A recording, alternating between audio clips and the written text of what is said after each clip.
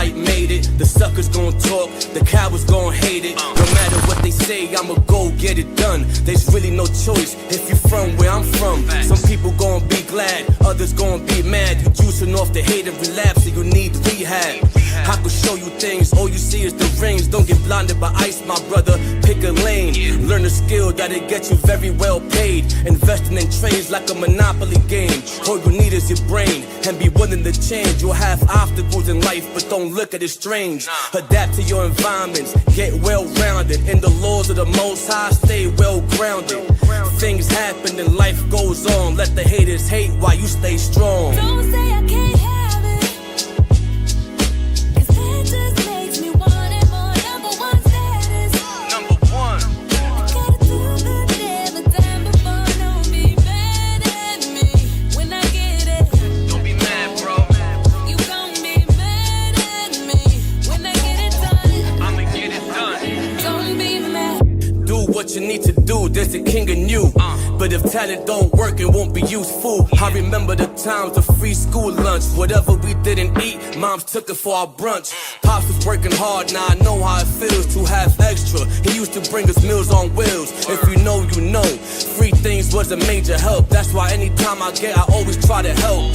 Those who are in need, who know are sincere. It makes me feel good when they smiling from ear to ear.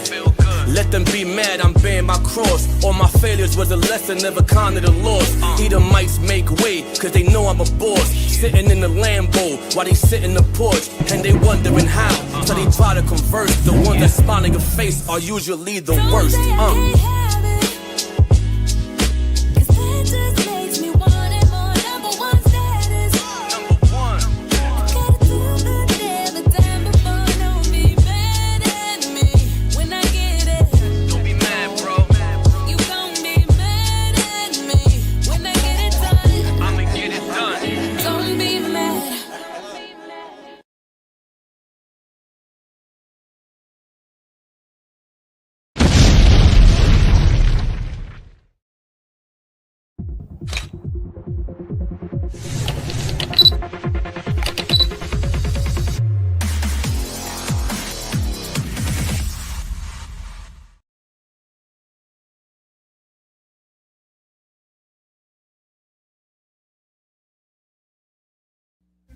Abanawa, Shabashamayim, Kwadash, Hayah, Shamka, Yahweh, Malakwatha, Thaba'a, Ratazaka, Hayah, Aisha, Ba'arataza, Kawa, Hayah, Bashamayim, Lathananawa, Lacham, Kal, Yawam, Wasalachnawa, Chaubwathnawa, Kasalachnawa, Chaubwathyanawa, Wala'a, Tabia Anawa, Manasaya 1, Abal, Hawashayanawa, Mayan, Rai, Kaya, Laka, Hamalakwa, Wa'ala, Wa'atapa Arath, La'ai Walamyam, Aman.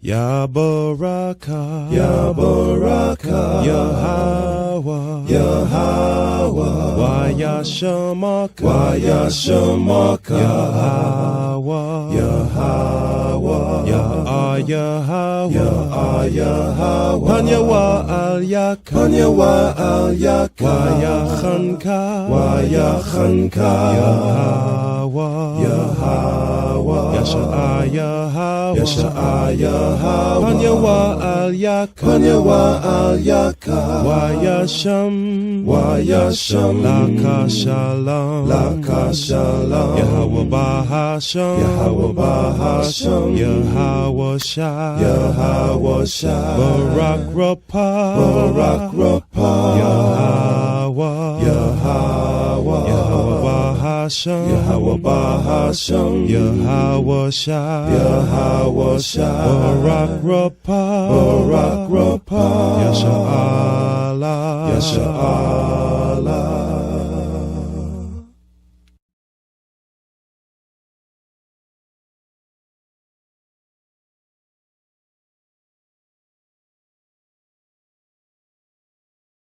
What is going on, brothers and sisters? Shalom, shalom to everybody listening. I want to give all praise, all honor, all glory the Most High God, Yahweh. Y'all give me 1 second. I'm trying to figure out what's going on here with Clubhouse. Oh, okay. Just wanted to make sure everything was good. We give all praise, honor, glory to the Most High God, Yahweh. And I do so in the name of his only begotten Son, the Mashiach Yahweh Shai, who the world calls Jesus Christ. It's your brother, Priest Dan, along with the Elders of Zahab, representing Lines of Israel, Maccabees TV. We want to give all praise, honor, and glory to the Most High for another week that we can convene together to go over scriptures. I appreciate all you brothers and sisters getting up early to come to our classes week in and week out, and hopefully you brothers and sisters are edified by the information that we bring out in our classes week in and week out. I want to shout out everybody that's watching us on YouTube, on Maccabees TV, and the Lines of Israel class. Guys, make sure you guys subscribe, hit the like button, drop a comment in the comment section, and say shalom to your fellow brothers and sisters. Of course, shout out to my brother Nasiah TV, for the beautiful vehicle that he gives us to broadcast directly into people's homes. We always appreciate the brother and his tremendous contributions to what it is that we do. Also, of course, I want to give a shout out to my Clubhouse family. My Clubhouse family is awesome, guys. If you're in Clubhouse, make sure you ping people to the room. Make sure you guys drop a comment in the comment section of Clubhouse as well. On a scale of 1 to 10, in terms of today's class, in terms of whether you can just listen or you'd be better off actually coming over to YouTube and watching the video, the PowerPoint presentation, I'll say today's class on a scale of 1 to 10 will be about 150. So it's not a 500 like some classes, but it's still high. You'd be much more edified coming over and watching the class on YouTube as opposed to just listening on Clubhouse, because I'm going to be playing videos, of course. And I want you guys that are here to stay tuned to the end of the class, because we do have some announcements and some things that we want to go over and information that we want to share with the family. All right. With that being said, before I get started, of course, I am joined by Elder Zahab, so I'll allow him to say a couple of words, and then we will get the show on the road. So Zahab, you good whenever you're ready. Hey, shalom, the water priest. Shalom to the people. Yahweh Shem Yahshua Barakatham. All praises, man, to the Most High for another Sabbath. I don't know about you, but I'm excited. Every time it's a Sabbath, I get rejuvenated, right? I get recalibrated, and all types of other words, meaning I feel good. And you should too, right? So, priest, I am a little confused. I thought we were going to continue in the vein of last week, but you are the priest, so whatever direction you lead in, I'm with you, King. I'm glad you said. I thought I was going there. I'm glad you said that. You hold on 1 second, brother. I am so happy that you said that, because I'm glad you said that. Hold on a second. Let me just, because I got time today. Kind of one. Hey, yo, listen, man. You the general. If you say we going this way, we going all the way out, man. You know what I'm saying? That's the direction we going. That's where we going, King. Yeah. So let me just give me 1 more second here. Let me just go ahead and show you how it's going down, because I'm serious about what I say when I say what I say. But hold on a second. So I'm going to share my screen. That's an excellent question that the elder asked. I'm going to share my screen so you brothers and sisters could understand how it's going down, right? So I'm going to share the full entire screen so we ain't got to toggle back and forth, right? And so to Elder Zahab's point, we're supposed to continue on in marriage. So I want you guys to know that part 2 is already done, which we're going to Most High allow do next week unless something else comes up. Marriage, first aid, part 2, trouble in the flesh. We got to talk about it, guys. And if that's not enough, part 3 is already in the works as well. Marriage, part 3, submission is not a curse word, because to some of you sisters, to submit to your husband is a curse word. So we're going to talk about that stuff. We already ready. We're in the kitchen cooking with fire. You know what I'm talking about? However, yeah, there's some stuff going down in the world today. So I said, you know what? I'm going to give everybody a break, and we're going to talk some prophecy. You know, we're going to jump right back to the marriage stuff. I don't want you guys to think that that's over, because as we know, marriage in the state of Israel, in the nation of Israel as we know it, is in ruin right now. But at the same time, there's a balance. So I like to deal with prophecy as well. So being that there's a lot of prophetic things going on in the world, let's talk a little bit about prophecy. And then we're going to jump right back into that subject of marriage. It's not going anywhere. And that's just to Elder Zahab's point. Okay, so you guys, again, on Clubhouse, you guys want to click the link at the top of the room and come over and let's look at this PowerPoint I'm about to give right here. And let's talk about prophecy. Okay, you guys give me 1 second. I just want to make sure everything is set up the way it's supposed to be set up. It is. Okay, cool. All right. All right, guys. So today's class is called Second Esdras 15 and the End Times Part 1. So we're just going to do Part 1 today. I didn't want to overload you guys with too much information. And also, as we continue to monitor the news, we understand that the situation in the Middle East is continuing to unfold. And so we kind of want to wait and see what else happens. And then we're going to do Part 2 of Second Esdras chapter 15 and the End Times, because we're living in the end times. All right. So real quick, just for brothers and sisters to know, for those of you that are watching the PowerPoint, right? When I come over to Google, I'm going to show you guys there's certain words you as an Israelite, especially a teacher, should be aware of. One of the words you should be aware of if you're an Israelite teacher is this word or this term called eschatology. The Christians know what it is, so it would be a shame if Israelites did not. This is a word you should be familiar with. It's called eschatology. What is eschatology? Eschatology is the part of theology concerning with death, judgment, and the final destiny of the soul of humankind. That's one definition, right? To make it really simple, eschatology is talking about the end times, right? When you come to Webster's dictionary, let's look at their definition. It says eschatology is a branch of theology concerned with the final events in the history of the world or of humankind. It's end time prophecies. That's what eschatology is.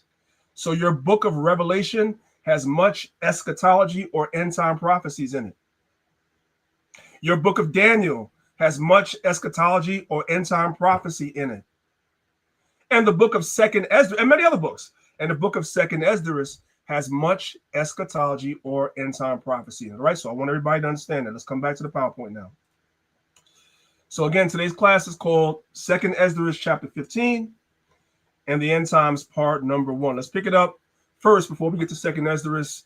Let's pick it up in Isaiah chapter 42, verses 8 and 9. This is what it says. It says, I am the Lord Yahweh. That is my name. So God's name is not Ahia. It's not God.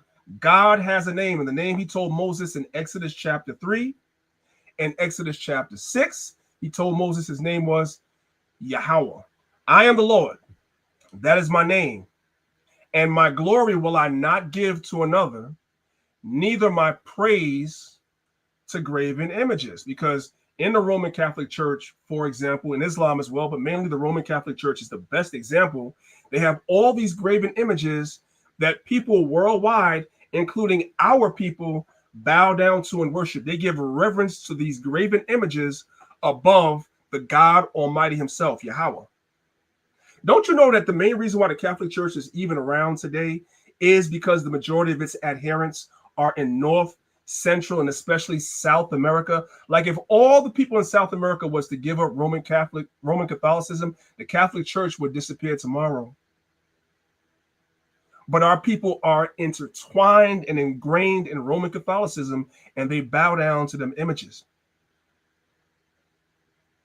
Verse number 9, behold, the former things are come to pass. So all the things that took place prior, up to the time from the beginning, all the way to Isaiah, everything that was prophesied by the prophets before Isaiah had come to pass. And new things do I declare. The Most High also was declaring new things to Isaiah and other prophets that would come after that would take place in the future. Before they spring forth, I tell you of them. So before these things happen, the Most High tells you of them. How does the Most High, does the Most High come off his throne and come down to the earth and have a conversation with anybody? No. How does the Most High tell you of these things before they happen? The Most High tells you through his prophets and commands the prophets to write it down, to transcribe it, to write it down so that it can be passed down from generation to generation, so that in our time, we will have access to these prophecies and understand what's going to happen before it happens, because the world is going to go crazy. The world is going to bug out when these prophecies really begin to come to pass. Even right now, the things that are taking place now, people are amazed. They're shocked when the Bible already tells us about these things. Before they spring forth, the Most High says, I tell you of them. How does the Most High reveal it to us in our time? It's in the Bible, the much maligned book, called the Bible, the book that everybody hates, everybody wants to call fake, the Most High reveals his word in this Bible. Let's continue. Let's go to the next chapter, the next slide. Right, this is Isaiah chapter 43, one chapter over, verse number 19. It says, behold, I will do a new thing. Now it shall spring forth. Shall ye not know it? Many of our people are not going to be able to know it or perceive it. Why? Because they've been seduced by this world to not believe in the Bible, to not believe in God. They've been seduced. So they're not going to know about it. We go out in the highways and the byways and try to make it known to them, and they don't want to hear it. They reject it. Many of them are church hurt. Let's just call it what it is.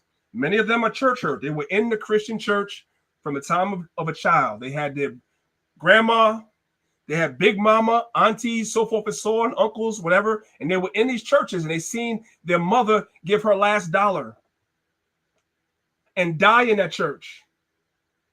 And barely 15 people came to her funeral. When mama was in the hospital, nobody in the church had time to come and visit mama when she was in the hospital. And she died by herself practically and broke. And many of our people have seen these things. And so they hate church. And they associate the Bible with the Christian church. And so they're church hurt. So they reject the Bible. And therefore they cannot perceive what the Bible is warning us about that's going to happen. We try to go out in the highways and the byways. We come on Clubhouse. We come on YouTube and every other application that's open to us to try to tell our people and to warn our people, but they shall not know it because they can't perceive it because they don't believe in the Bible anymore. Many of them are church hurt. Reading on. It says, I will even make a way in the wilderness and rivers in the desert. What does that mean? When the Most High says, I will also make a way in the wilderness and rivers in the deserts, this is powerful imagery of overcoming impossible obstacles. The things that the Bible speaks about would seem impossible to the natural mind, not the spiritual mind, but to the natural mind. It seems like the obstacles that the so-called white man Esau is setting in place are going to be impossible to overcome. But the Most High is going to overcome these things through his son. Reading on. The wilderness and the desert represents places of hardship, difficulty, and apparent desolation. But God, Yahweh, promises to provide a path or a way. What's the path the Most High has provided us for us in this day and time? This Bible. This Bible. It's a way back to the Most High. Because why are we alienated from the Most High to begin with? Because we broke God's laws. So first thing we learned when we came into this truth is we learned, hey, Deuteronomy 28:68 is prophesied in the Bible.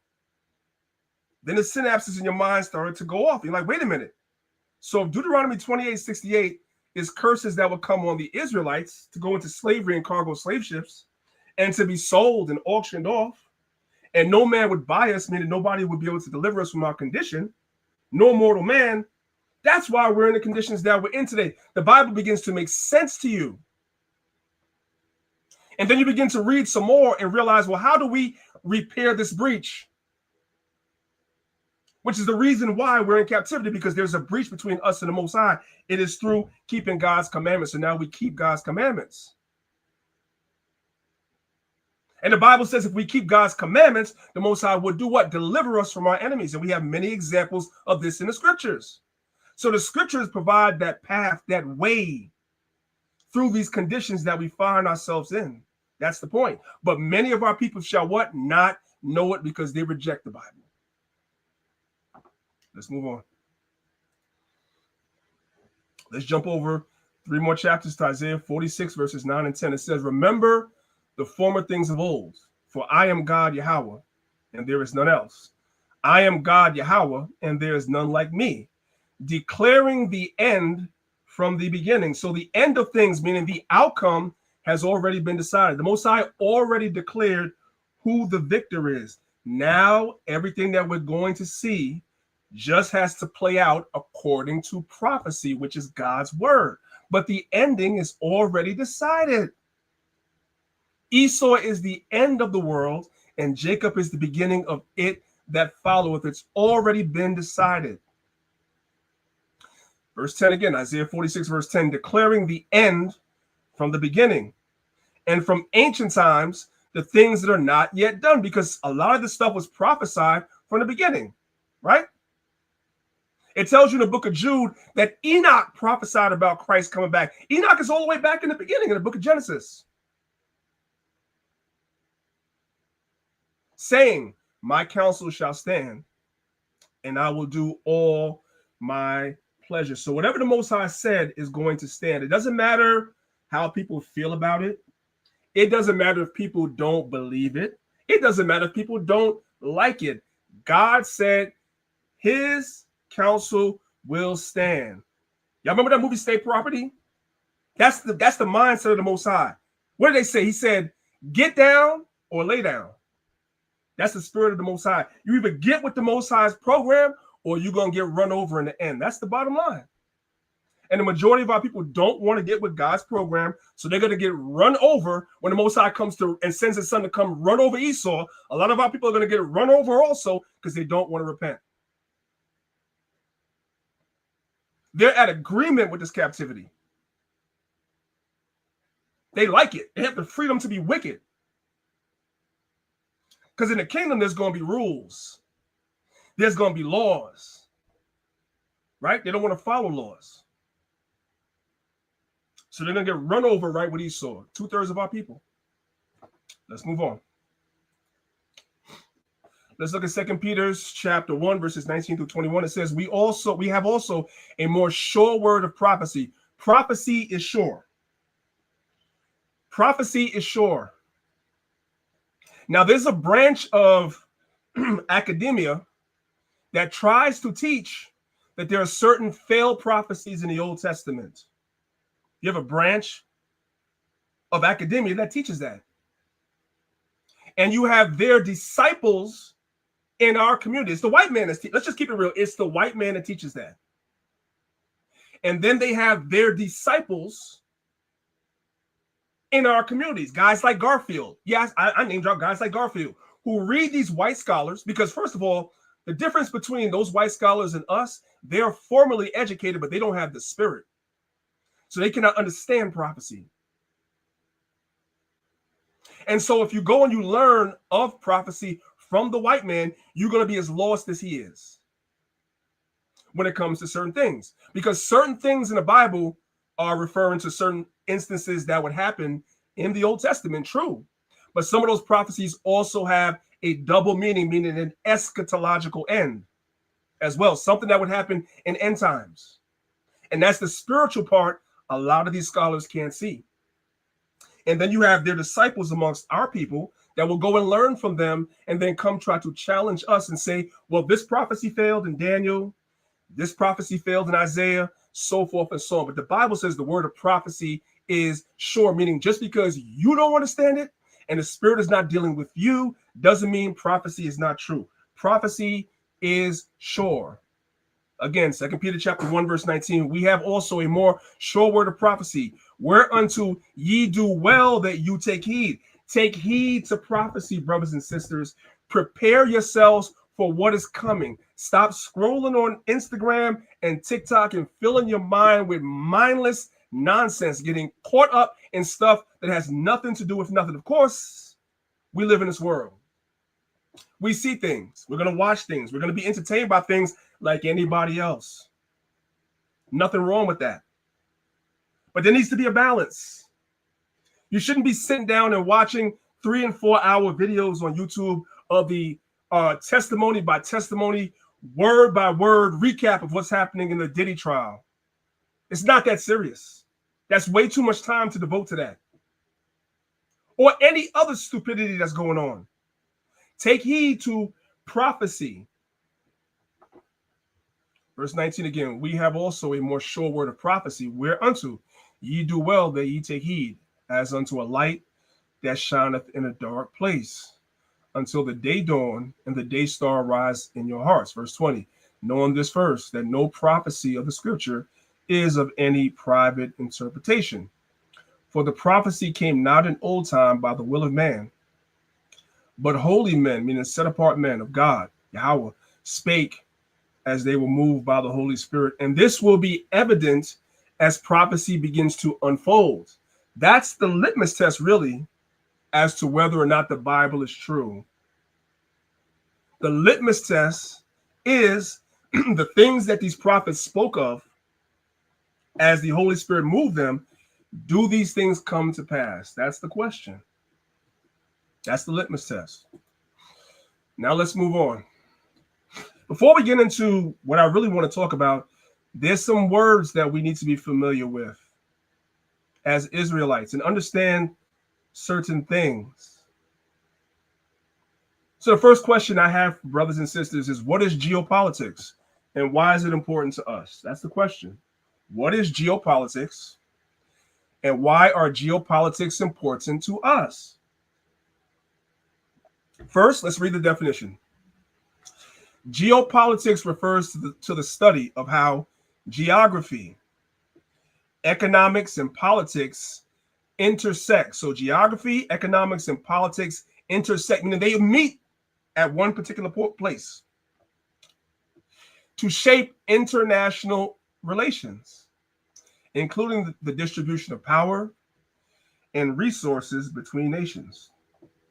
It involves the analysis of the impact of geography, such as the location of states and the physical features of the earth, on political and economic activities. Now, that's a mouthful, right? So we're going to go watch this little video real quick just to give us a better understanding of what geopolitics actually are. Guys, pay attention.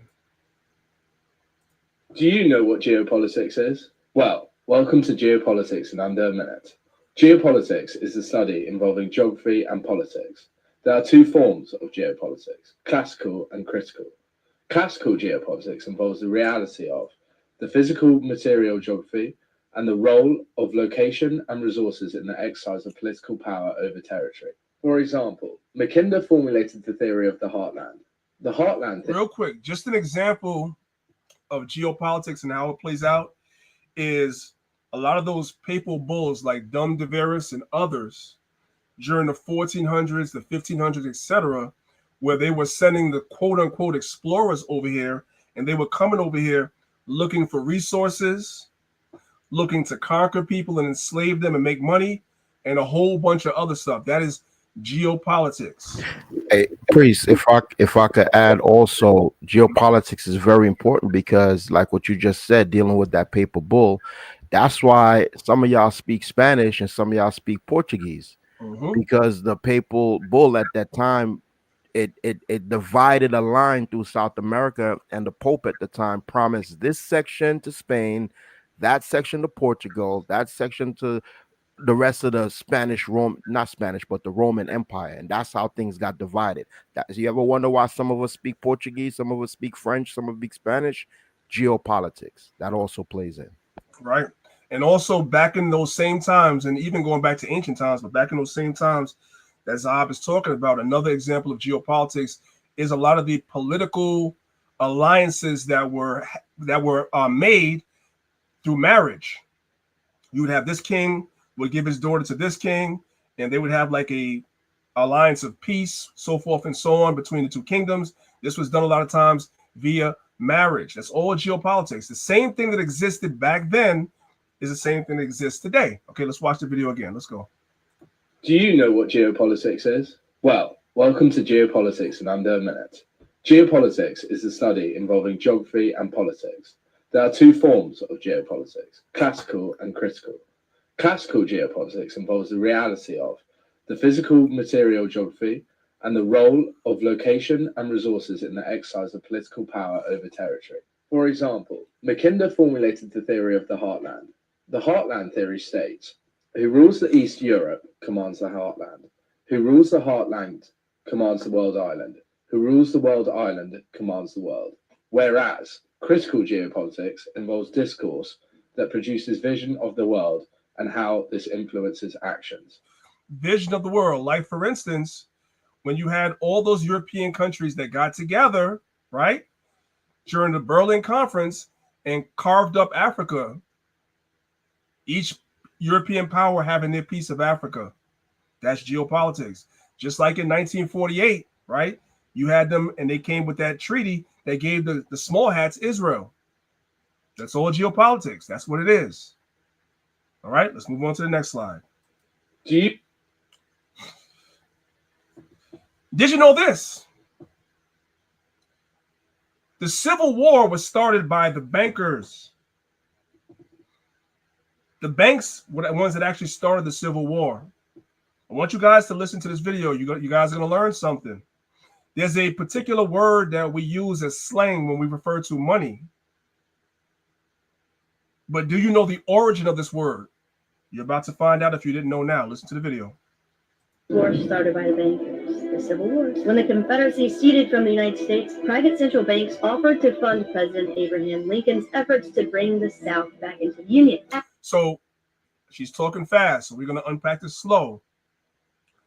During the time when the Civil War broke out, you had bankers that went to Abraham Lincoln and was like, listen, we're going to give you money and fund you to go to war and to win the war against the Confederacy and bring them back into the Union. We're going to fund it. Translation, war equals money. Banks love wars. I don't know if y'all know that. Banks love wars. Listen again. War started by the bankers, the Civil War. When the Confederacy seceded from the United States, private central banks offered to fund President Abraham Lincoln's efforts to bring the South back into the Union at 30% interest. And they were charging interest on the war. Listen. God damn, I'm worried about my Capital One card at 30%. God damn. Yeah, they was charging Abraham Lincoln 30% interest on helping to fund war, man. Listen.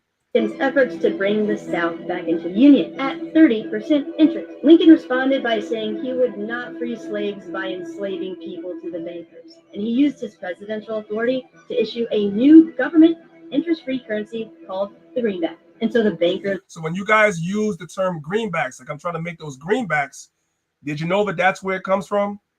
Abraham Lincoln created a new currency called the greenback, where he was trying to circumvent the bankers that were really trying to make money off the Civil War. Did y'all catch that? Let's go back a little bit.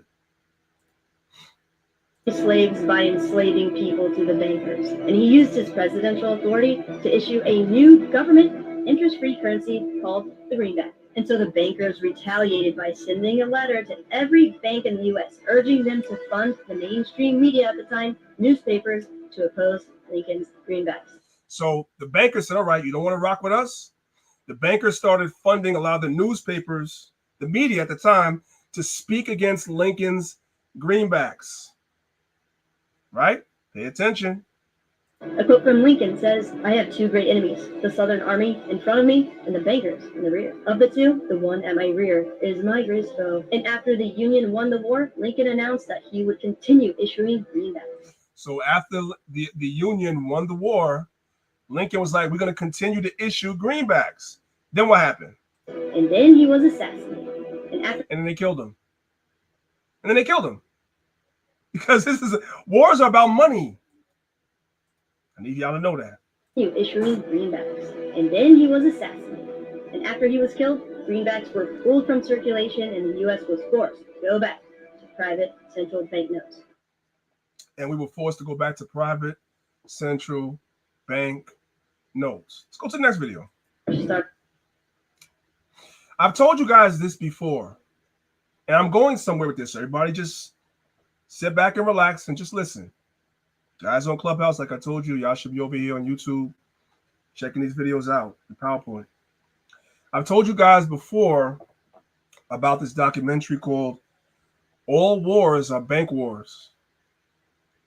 Banks make grip. They make a lot of money during the time of war. So when you guys are sitting down and you guys are watching what's happening in this quote unquote Middle East right now, I want you brothers and sisters to understand somebody making a lot of money off of that. Somebody's making a lot of money off of that. I just want you to know that. Okay, listen. Let's turn this all the way up. Listen. Now, Smedley Butler is also famous for writing a work called War is a Racket. So there's somebody named Smedley Butler has a famous writing or famous work called War is a racket. It's a racket. Listen. And I would like to read you a quote from that. Quote, I spent 33 years and 4 months in active military service as a member of our country's most agile military force, the Marine Corps. I served in all commissioned ranks from second lieutenant to major general. And during that period, I spent more of my time being a high-class muscle man for big business, for Wall Street, and for the bankers. So this dude said, I spent 33 years in the military, and I spent most of my time being muscle for Wall Street and the bankers. That's what he was doing. He realized it. Listen. In short, I was a racketeer, a gangster for capitalism. I suspected I was just part of a racket at the time. Now I'm sure of it. Like all members of the military profession, I never had an original thought until after I left the service. My mental faculties remained in suspended animation while I obeyed the orders of the higher-ups. This is typical with everyone in the military service. Thus, I helped make Mexico and especially Tampico safe for American oil interests in 1914. I helped make Haiti and Cuba a decent place for the National City Bank boys to collect revenues in. I helped in the raping of half a dozen Central American republics. I helped in the raping of half a dozen Central American republics under the guise of wars that we're fighting for democracy. No. The bankers are just looking for ways to make money. It's all going to make sense in a minute. Just stay with me. Listen a little bit more. For the benefit of Wall Street. The record of racketeering is long. I helped purify Nicaragua for the International Banking House of Brown Brothers in 1909 through 1912. I brought light to the Dominican Republic for American sugar interests in 1916. In China in 1927, I helped see to it that the Standard Oil went its way unmolested. During those years, I had, as the boys in the back room would say, a swell racket. I was rewarded with honors, medals, and promotion. Looking back on it, I feel I might have given Al Capone a few hints. The best he could do was operate his racket in 3 city districts. I operated on 3 continents. He operated his racket under the guise of war and spreading democracy on 3 continents. That's all I'm going to give you guys. I'm going to recommend this documentary. Again, you guys can find this on YouTube. You guys can find it in pieces on TikTok. All wars are for bankers. The banks make a lot of money during war. I need for you guys to understand that. Let's move on. Smith? Now, understanding geopolitics and war and how it works, I want you guys to understand something. Let's get back to the Bible now. This is Ecclesiastes chapter 5, verse 10. And we're working our way up to what's happening today in the Middle East. We're going to get there. We're working our way up. This is Ecclesiastes chapter 5, verse 10. It says, he that loveth silver, talking about the white man, shall not be satisfied with silver. Meaning all the silver the so-called white man could get is never enough. He wants more and more and more and more and more. Nor he that loveth abundance with increase. This is also vanity. I want you guys to listen to this video. It's called Geopolitics is a Dirty Business. Listen carefully. I'm going to give a little commentary as he talks, but listen carefully. Listen. Let me put the volume all the way up. Wait. Into geopolitics, which Let's start again. I'm going to depress you. I'm going to explain to you geopolitics, which should give you an indication of why so many people are dying in the world, whether it's in Palestine, whether it's in Ukraine and Russia, or Pakistan and India for that matter. It's unfortunate. It's a horrible thing, but it is the reality of the world we live in. So to first understand geopolitics, you need to understand governments. Governments have a mandate, which is primarily to look after their people first and foremost. Now, I know in many instances, it may not feel that way, but I promise you that's their mandate. So if that's their mandate, how do they fulfill this mandate? They have to create revenue for themselves. What is the government's revenue? Taxation. Now that tax is fundamentally then used to, to build infrastructure, provide government services, schools, hospitals, unemployment, whatever. That's what it's there for. But there is never a case where governments have enough money to do that. There's never a case where the governments have enough money to do that stuff. So they got to do some nefarious, some evil stuff to make up the shortfall. Listen. Fill this mandate. So what are they always looking to do? Create demand, push for demand. They're trying to incentivize and stimulate demand. They're trying to incentivize and stimulate demand, create demands. Listen. Demand. Because in doing that, what they are doing is they're creating opportunities for the private sector. The private sector then build businesses. Those businesses employ people. People who are employed pay income tax. So that money goes back into the government. Well, those businesses that employ people that create profit get taxed. And again, it goes back in, right? So inherently, that is the nature of how governments operate. Now, as I said, they never have enough money. Isn't that what we just read in Ecclesiastes 5 and 10? Am I tripping? That's what we just read in Ecclesiastes 5, verse 10. He that loveth silver shall not be satisfied with silver, nor he that loveth abundance with increase. It's never enough. Listen.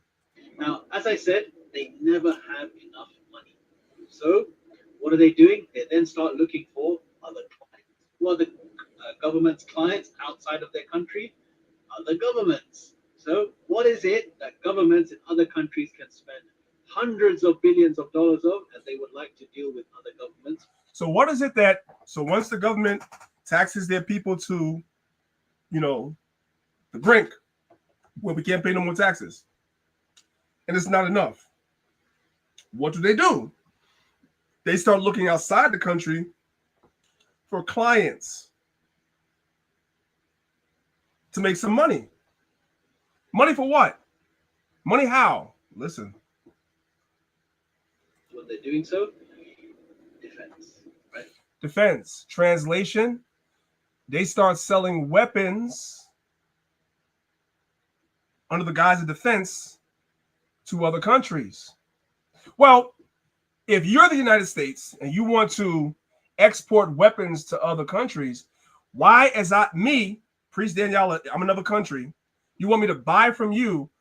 Why do I have to buy from you if I'm at peace? I don't need weapons. If I'm at peace. So if you want me to buy from you, I need to be in the midst of some type of conflict.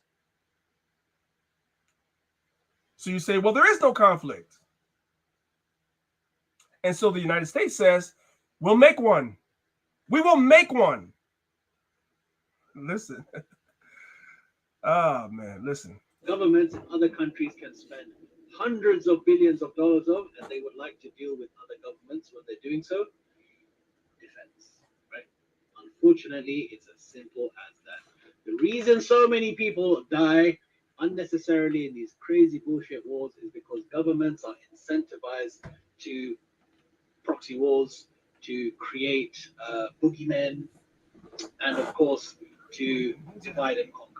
Because in doing so, they create demand for the war machines that they built in their own countries, because these are the backbones and the pillars of their economy. Pharmaceuticals works in the same way.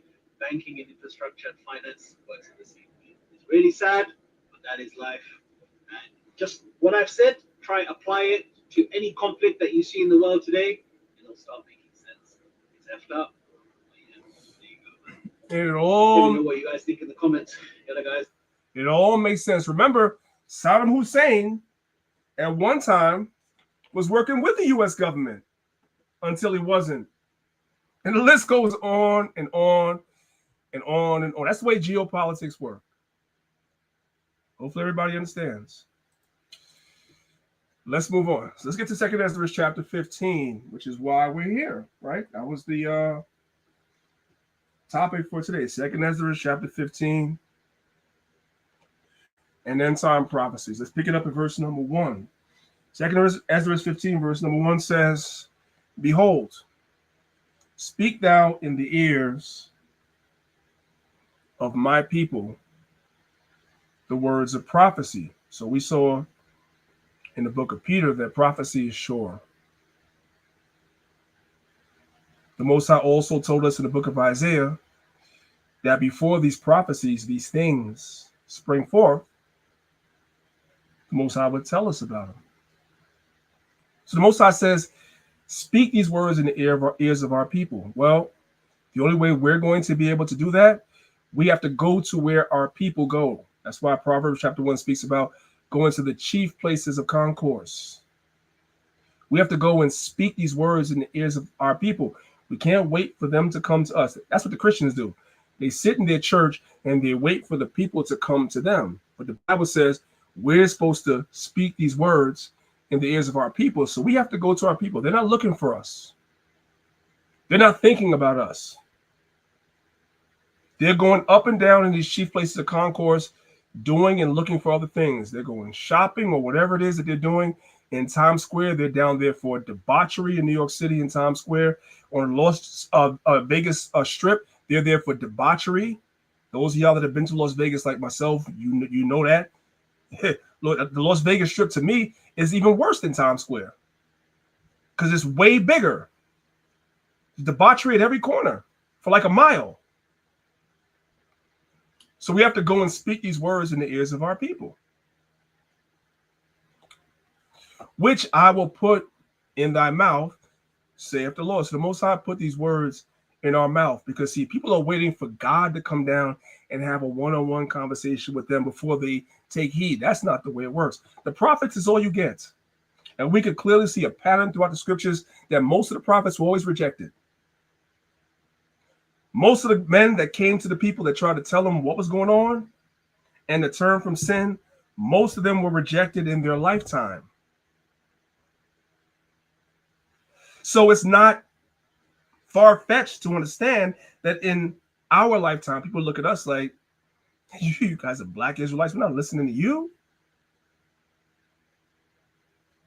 But we have to do this work anyway. We have to be like Teflon. Nothing can stick to you. Nothing anybody says about you can stick to you. There's a job to be done. You just have to do the job. That's it.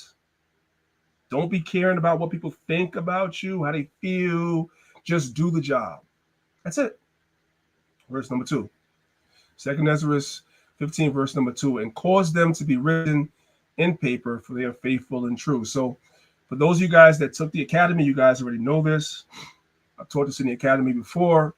The two forms of transmission of our Bible before we have our modern Bibles today were first through papyrus.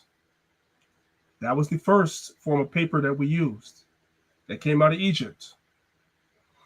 And then later, we began to transmit our Bible on parchment paper. Parchment comes from animal skin. Papyrus is a plant, and parchment is animal skin, right? Neither one of these are durable or last very long, just like our modern paper. The reason why we have, after the printing press was invented up till today, the reason why we have constant copies of the Bible and any other book constantly being printed is because with use of any book, after a while, the binding is going to fall off the book. The pages are going to start falling out the book and fraying and getting old, and you're going to need a new one, right?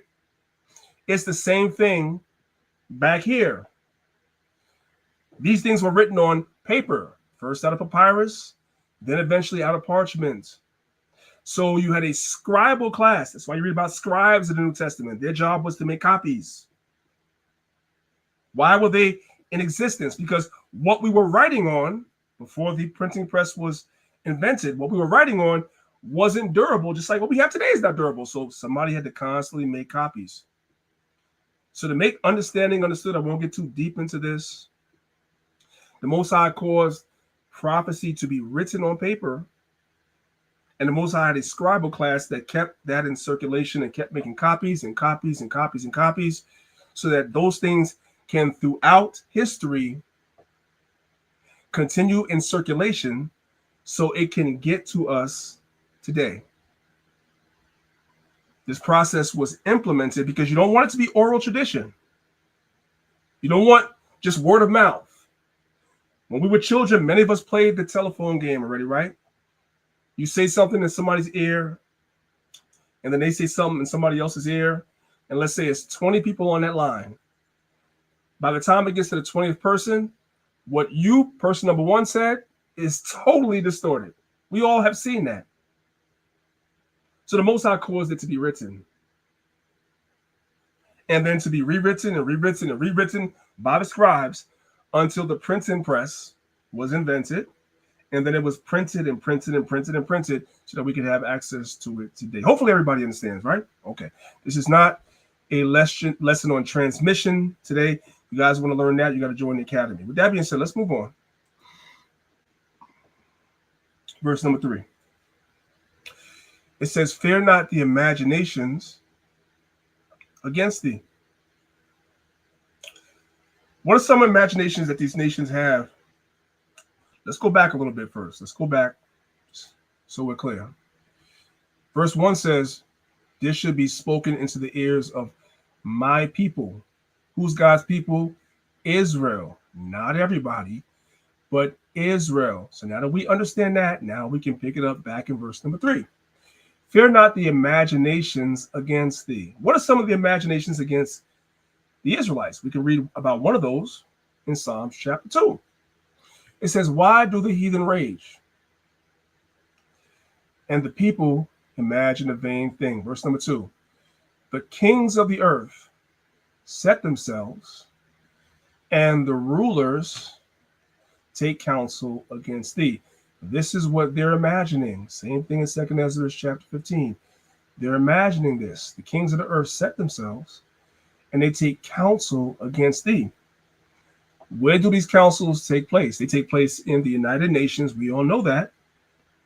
You know where else these councils take place?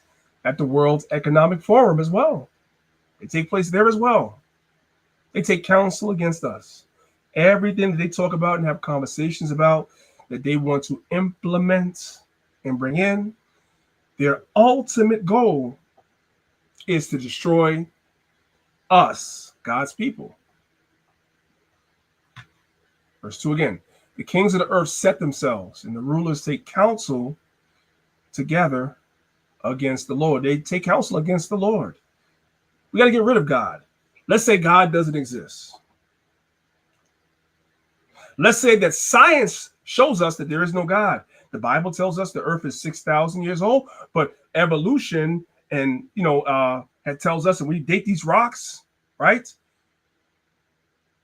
And we find out that the world is actually 30 million years old. Some of y'all missed it. I'm going to load the video up real soon. I got on Sunet's panel because you had a bunch of niggas on there, like maybe a month ago. I didn't put the video out yet. I got on Sunet's panel to argue about that, to ask questions. Hey, you guys are saying the earth is 30 million years old, or how many other millions years old? How did you date that? It was crickets. Because I told them, I know you guys are not using carbon dating. Carbon dating doesn't go back to 30 million years old. You can't do that. So what was the dating method? Let's start there. See, they're used to asking Israelites questions, but they're not used to answering questions. See, we know the dating methods. There's a bunch of them. I have a PowerPoint on that. There's a bunch of dating methods. What dating method did you guys use to date the world at, let's say, 30, 40, 50, 100 million years old? What did you use? Crickets.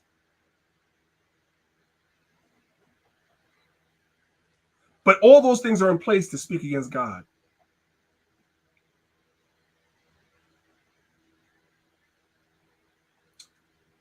Against the Lord and against his anointed. Who's God's anointed? We know Hamashiach Yahushua is chief of God's anointed, but God's anointed is his people, the Israelites.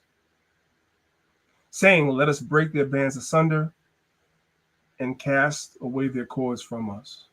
Verse 4, he that sitteth in the heavens shall laugh, and the Lord shall have them in derision. Then shall he speak unto them in his wrath and vex them in his sore displeasure. That's what's coming. But jumping back to 2 Esdras chapter 2, verse 15, fear not the imaginations against thee. We're not worried about the meetings that they have about the Israelites. We know that they're having them.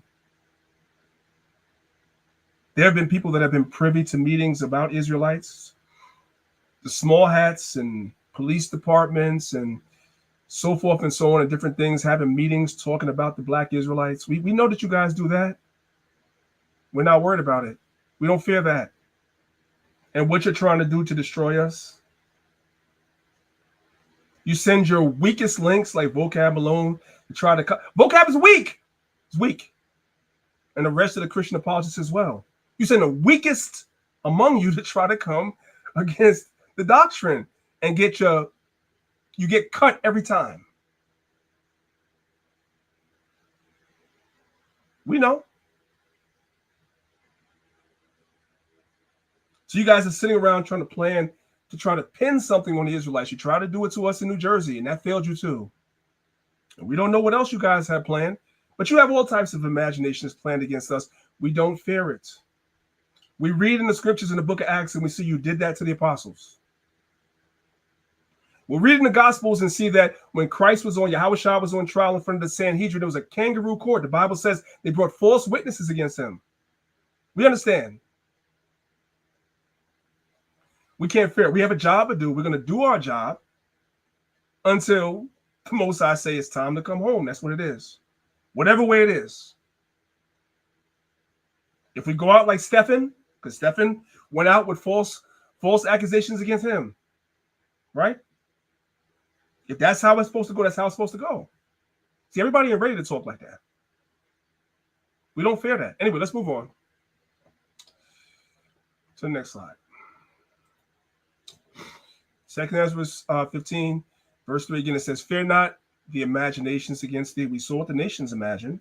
And reading on, let not the incredulity of them trouble thee that speak against thee. Incredulity is not a Negro word. Niggas don't know what that means. Like, what? Incredible Hulk? What did you say? No, incredulity. What does that mean? The quality or state of being incredulous, or the inability or unwillingness to believe. Some people are not able to believe prophecy because of things that happened to them, like I said, when they were younger. They have church hurt. They grew up associating the Bible with the Christian church. And so the Christian church did them wrong. So they throw the church in the Bible, the church in the garbage, and they throw the Bible in the garbage too. So they don't have an ability to believe anymore because of the church hurt. Then you have another faction of our people that are simply unwilling. I don't want to hear that. I don't care about that Bible stuff. I'm just trying to make money. I'm trying to get paid. That's all you care about, money. Or whatever lust you may have, whatever it is. And lust is not always about sex, by the way, brothers and sisters. It's whatever you desire and will do anything to get it. That can be sex. That can be money. That can be power. That can be status. It can be all of that. And because you have a desire to have those things, attain those things, you have an unwillingness to believe truth even when you hear it. And you may even recognize that it is truth, but you don't care because that lust is stronger. So the Bible says, don't allow, this is for us, this is an admonition, don't allow those that are unable or unwilling to believe bother us. When we go out in the highways and the byways, all the scoffers that come up, don't let it bother you. It's not important. Just worry about the ones that are wanting to hear. That's it. It goes on to say that speak against thee, because those that are unable or unwilling to believe talk against us. They do it every day on YouTube, on Clubhouse, and everywhere else. It's not supposed to bother you that they do that. That's supposed to happen. Does everybody understand? The Bible would not be true if there were not people that were incredulous or had incredulity. They don't have the ability to believe, or they don't want to. The Bible wouldn't be true if those people didn't exist. In the New Testament, they're called scoffers.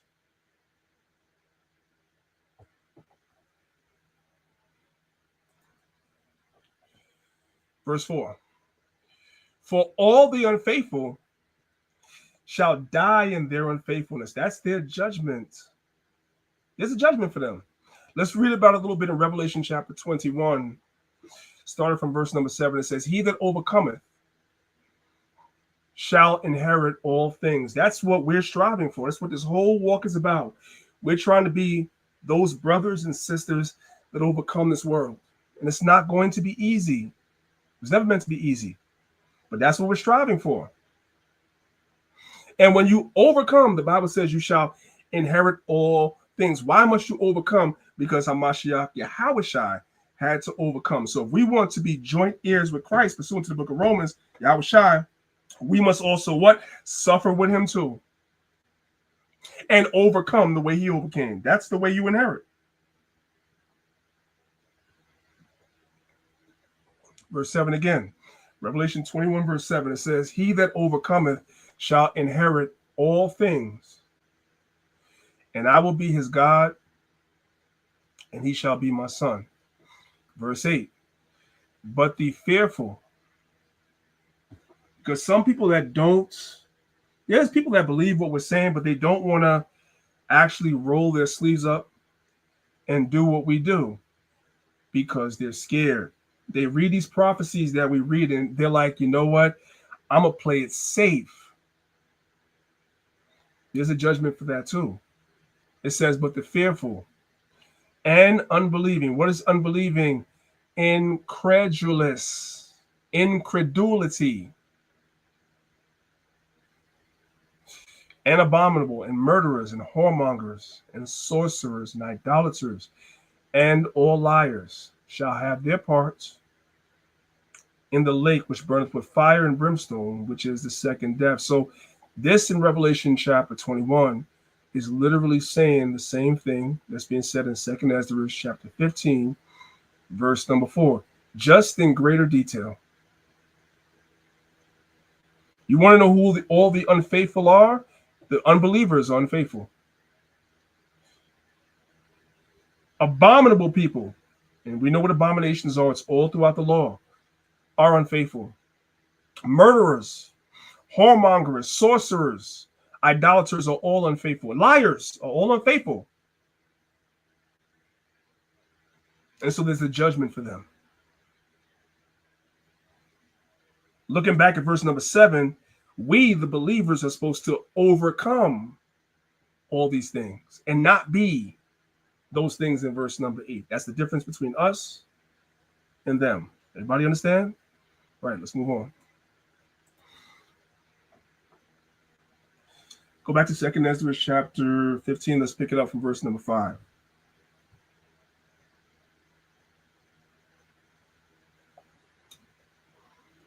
Now we're going to bring it up to what's happening now. So we're in 2025. The video I'm going to show you was recorded in 2005. That was about 20 years ago. I'm going to play just a portion of it, not the whole thing. 2nd Esdras chapter 15, verse 5, it says, behold, saith the Lord, I will bring plagues upon the world.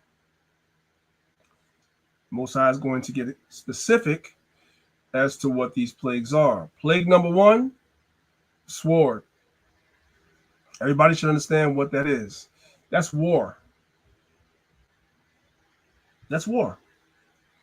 That's one of the plagues the Most High is going to bring in the end times as we head towards that transition of power where Esau goes down and Jacob is established. One of the plagues that's going to be brought on the world to bring that forth is war. The Bible speaks about wars and rumors of wars in Matthew chapter 14, does it not? Excuse me, Matthew chapter 2. Why did I say 14? Matthew chapter 24, does it not? Now, remember all the stuff I just showed you guys a few minutes ago about how Esau manipulates certain things to cause wars? They do certain things to bring forth certain results. Well, this video was recorded about 20 years ago.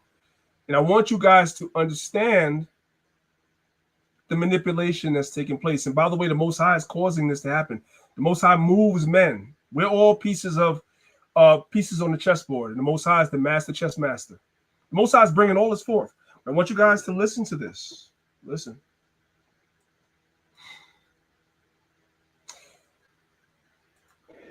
As soon as Israel attacks Iran, in my opinion, is that Israel is not going to attempt to deliver a knockout blow.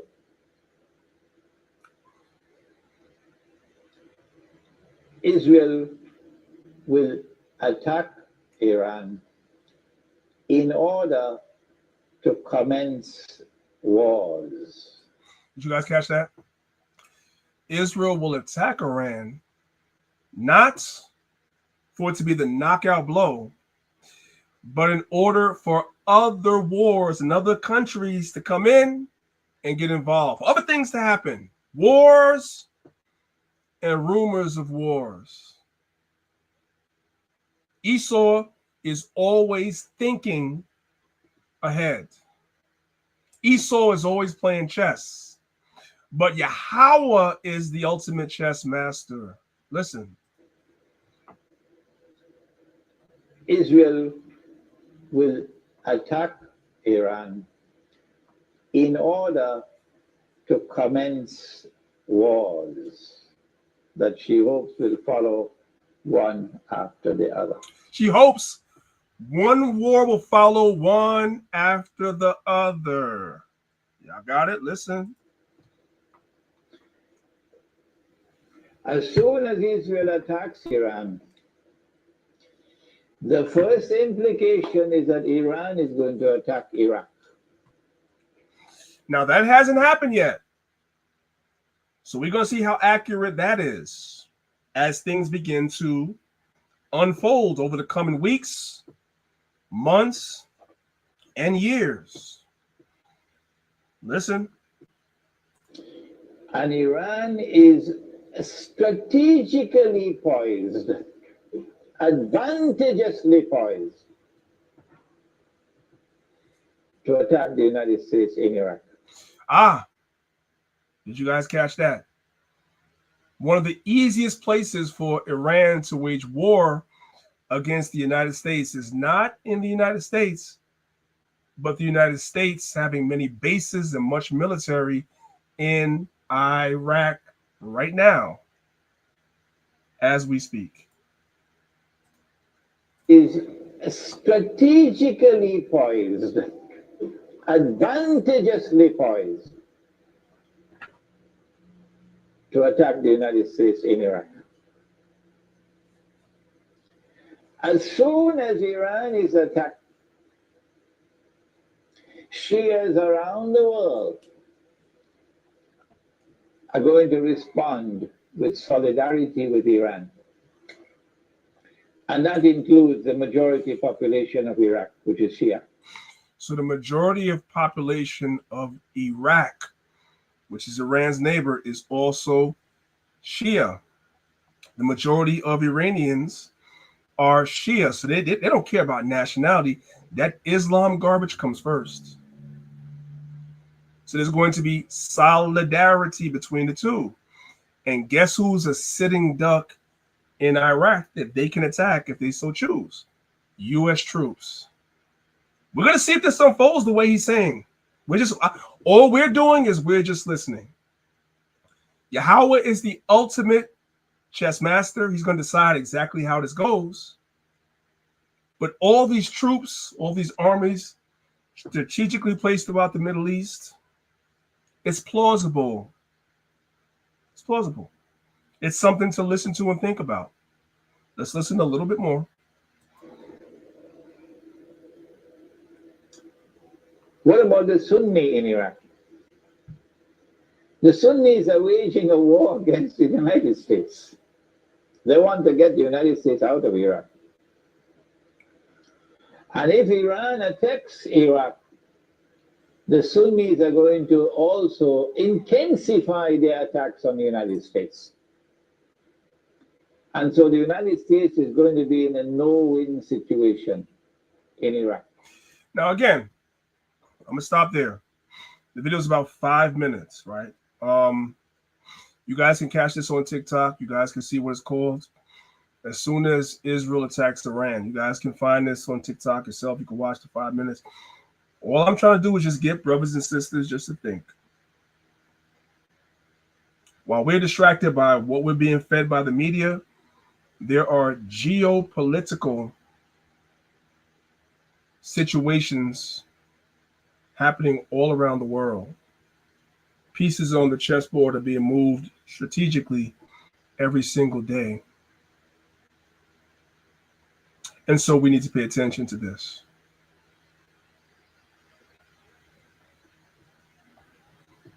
Let's move on.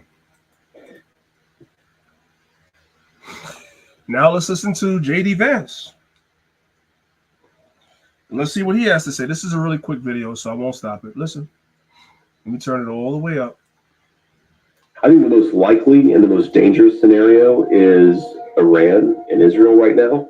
So obviously the Israelis are on high alert. They just had this terrorist attack. So I want you guys to know, I did have to stop it just so we have a timestamp. This is before what's taking place now. This is months ago, him giving this interview. All right, months ago. He's not giving it recently. This is months ago. He's already talking about, they already know what's going to happen. They already know. I think the most likely and the most dangerous scenario is Iran and Israel right now. So obviously the Israelis are on high alert. They just had this terrorist attack. They're dealing with Hamas. You know, what if in North Israel, a bunch of Iranian-backed militias start killing thousands of Israeli civilians? Okay, so the Israelis invade, do the Iranians counterattack, and now you have Israel, Iran in a regional conflict. The Turks probably have to get involved. The Saudi Arabians probably have to get involved. And then that is the sort of thing that could balloon into World War III. And then the final thing, man, is World War III. The Turks have to get involved. This one has to get involved. That nation has to get involved. A bunch of nations getting involved. We're going to read about that later in the same chapter. Listen. Is, you know, China wants Taiwan, right? Everything that we have tells us the Chinese want Taiwan. Wars and rumors of wars.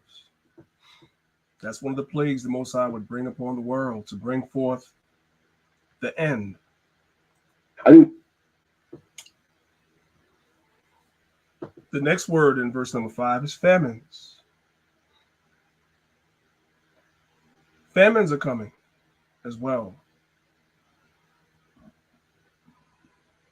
Now, God could bring a famine via the lack of rain. We see that during the time of Elijah, right? We see that clearly. We see that in the book of Genesis, which is why the Israelites went down into Egypt. And the whole story of Joseph having that dream about the years of plenty and the years where there was not plenty. We see all these things in the Bible. God could bring a famine, right? Or God can use man to bring a famine, which is still God bringing a famine anyway. Some famines are man-made. I need for you guys to understand that. The Bible doesn't tell you which way it's going to go. But I want you guys to look at this video real quick. Let me turn the video all the way up. We got our letter from the government. So I want you guys, real quick, for those of you guys that are here on YouTube and watching the PowerPoint, I want you guys to know what you're watching. You guys are going to be watching for the first portion of this video. You guys are going to be seeing that a lot of these farmers are being paid big money. In his particular case, $3,800, almost $4,000 an acre. What do you think the government is paying him almost $4,000 an acre to do? Is it for his crops so they can feed the hungry and the homeless? Is that what y'all think? No. The government is paying him almost $4,000 an acre to destroy his crops. Perfectly good crops that could be used to feed people, especially people that are poor, especially those of us that live on limited income and we're going to the supermarkets and we're looking for natural foods, natural fruits and vegetables, so forth and so on, and the prices are sky high. One of the reasons why the prices are sky high is because the scarcity of it. But guess what? Farmers are being sent letters from the government to destroy their crops and thus creating a shortage. And then the prices inflate. Esau's the devil. Just watch the video. Got our letter from the government paying us $3,800 an acre to destroy our crops. So I'm taking the shredder out. I'm gonna go mow down some corn. He's taking a shredder out to destroy his crops because that $3,800 is more money than what he's making off the crops itself. So he's going along with it because it's more lucrative to destroy his crops for that $3,800. This is crazy. $100 an acre to destroy our crops. So I'm taking the shredder out. I'm gonna go mow down some corn. $3,800 is $3,800, you know. So we're almost to the field now. Something really disturbing I just found. Potential to sustain large numbers of people, big farms, sometimes even little farms, just to wipe them off the map because they're creating this shortage. They're creating it. They are creating it. They're creating it. Either way, it's the Most High. Either way. So y'all understand. Okay. Just to wipe them off the map because they're creating this shortage. They're creating it. It's not a conspiracy theory. It's not, it's real. That's just what they're doing. We're in deep trouble. Ladies and gentlemen, we are plowing under vegetable crops from coast to coast. We are euthanizing millions of chickens. We are aborting sows and burying feeder pigs. I don't have a problem with that part. You can kill all the pigs. You can kill all the pigs. We got no problem with that. Let's keep watching. We are dumping milk by the hundreds of thousands of gallons, and now they are preparing us to depopulate the fat cattle ready to harvest. Yesterday, the first shipment of imported beef from the country of Namibia. So now they're causing, what I want you guys to take away from this is that I don't have a problem with them throwing away the cow's milk because we're not supposed to. That's going to be a class soon. We're going to do a health class soon. The Spirit is on me to do a health class real soon. I don't mind them throwing away the damn cow's milk that we're not really supposed to be drinking. We'll get down into that later. I don't mind them euthanizing the pigs, but there's something greater going on here that we need to focus on, right? They're having the American farmers destroy their crops, kill their cattle, and do all that. Meanwhile, they're importing the same thing internationally. That's very interesting. Listen. Shipment of imported beef from the country of Namibia hit the shores of the United States of America. And yet this morning they are telling us to prepare to euthanize harvest-ready cattle. We have a huge supply and demand of food across this nation. We can feed the world ourselves. We could feed the world ourselves. But there's over 600,000 homeless people that barely have a way to eat in this country alone. But there's a hidden hand that's controlling that, and it's going to get worse. They're trying to create and manufacture something. So we have to kind of deduce something is going on here, and then ask ourselves the question: what is this something that they're trying to? Esau is the devil. If you don't know that by now, I don't know what to tell you. Well, let's try to unpack why they're doing this. This is the actor Russell Brand, but forget about him right now. We don't care about him. But I want you guys to listen to what's being said That's more important. Listen to this. Something unusual is going on. I don't understand all of it, but what I do know is that it's not being done to help you. So what the hell is going on in farming? As usual, one man stands as a colossus across the world. It's the university's favorite nerd. It's the real-life Dr. Evil himself. It's the living paperclip. It's Bill Gates, and he's buying your farm. Bill Gates has been snatching up 242,000 acres of farmland across the U.S. So while these farmers, the normal farmers, are barely getting by, Bill Gates is buying up all the farmland. He's buying it up. Listen. Enough to make him the top private farmland owner in America. So Bill Gates is buying up enough farmland to make him the top farmland owner in America.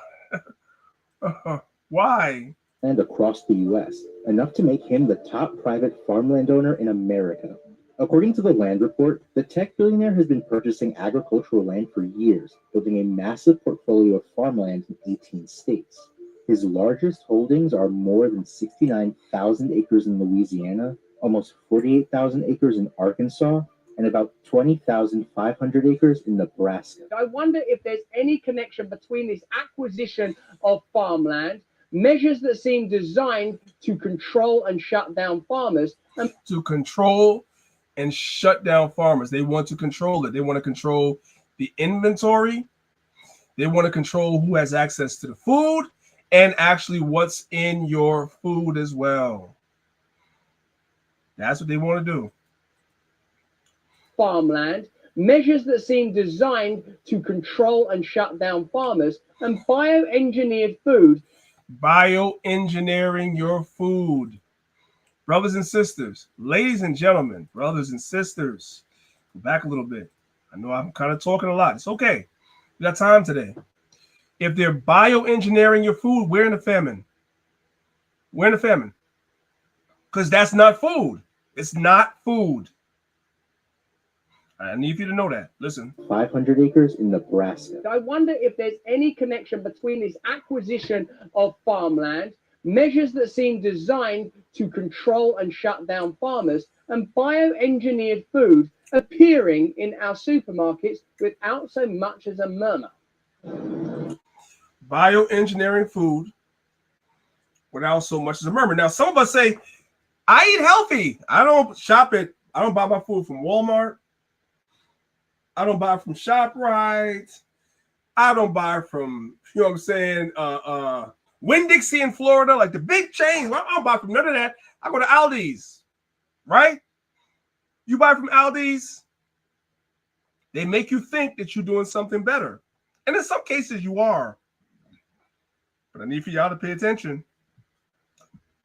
I would advise you to read the labels, because Aldi's is not what you think it is. Look, somebody come look at this. Somebody come look at this. They say Aldi fresh, but their salads contain bioengineered food ingredients. Aldi salads. You guys see that right there? Salad. Because some of you Negroes say, I don't eat meat. I'm a vegetarian. I don't eat meat. So you think you're better than everybody else. Some of you Israelites, y'all know who y'all are. We had conversations with y'all too. I don't eat meat. I eat just stuff that comes from the ground, whatever like that. So I'm here to tell you, I'm sorry to have to burst your bubble because you thought you were better than the rest of us. Because I eat meat. Pause. But I eat meat. Anyway, see what that says right there at Aldi's? It says, your salad contains what? Bioengineered food ingredients. They don't even tell you what it is. Just know some of the stuff in here and what they did is not natural. So if you're a vegetarian and you thought you were better than everybody else, you're wrong, because a lot of the stuff that you eat too is also bioengineered, just like the meat is. Right? I'm bursting a lot of bubbles today. That's okay. contain bioengineered food ingredients. And a lot of you brothers that are vegetarians, a lot of y'all have the reason why is it? I'm really gonna make some people mad now. Some of you brothers and sisters that are vegetarians and mock brothers and sisters that eat meat, a lot of y'all are overweight. Well, you don't eat meat. Why are you overweight? Because you compensate for not eating meat, with a lot of carbs. You eat a lot of carbs. So you buy a lot of bagels and bread and everything else and pasta and everything else to try to substitute for the meat. I'm sorry to tell you, you thought you was doing something, but your bagels are bioengineered too. This is in Aldi's. Esau is the devil. Who don't understand? Who doesn't understand that?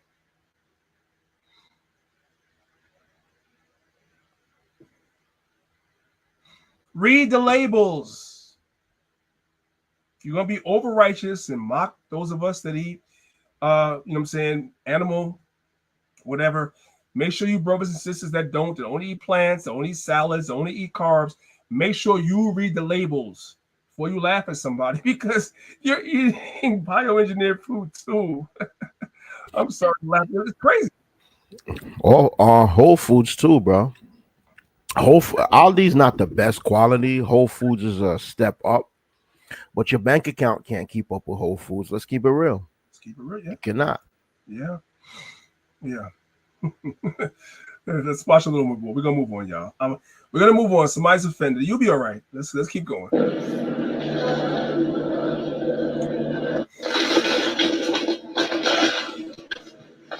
Once they start sticking the insects down our No. We gotta watch that because some of y'all like chips. You eat the chips from Aldi's too. That's bioengineered as well. Now, I'm about to letting y'all get away. No, that's bioengineered too. Okay, that's it. Let's move on. Somebody's upset. You'll be all right. Continuing on. 2 Esdras chapter 15, verse 6. It says, "For wickedness hath exceedingly polluted the whole earth." That whole bioengineered stuff with the meat, the salads, the carbs, the snacks. Well, that's wicked.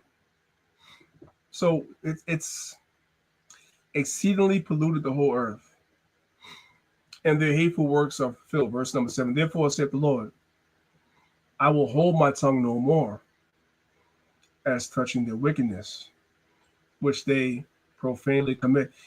By us going in the highways and the byways, that's the Most High not holding his tongue. The Most High sends us forth to speak his words. Let's continue.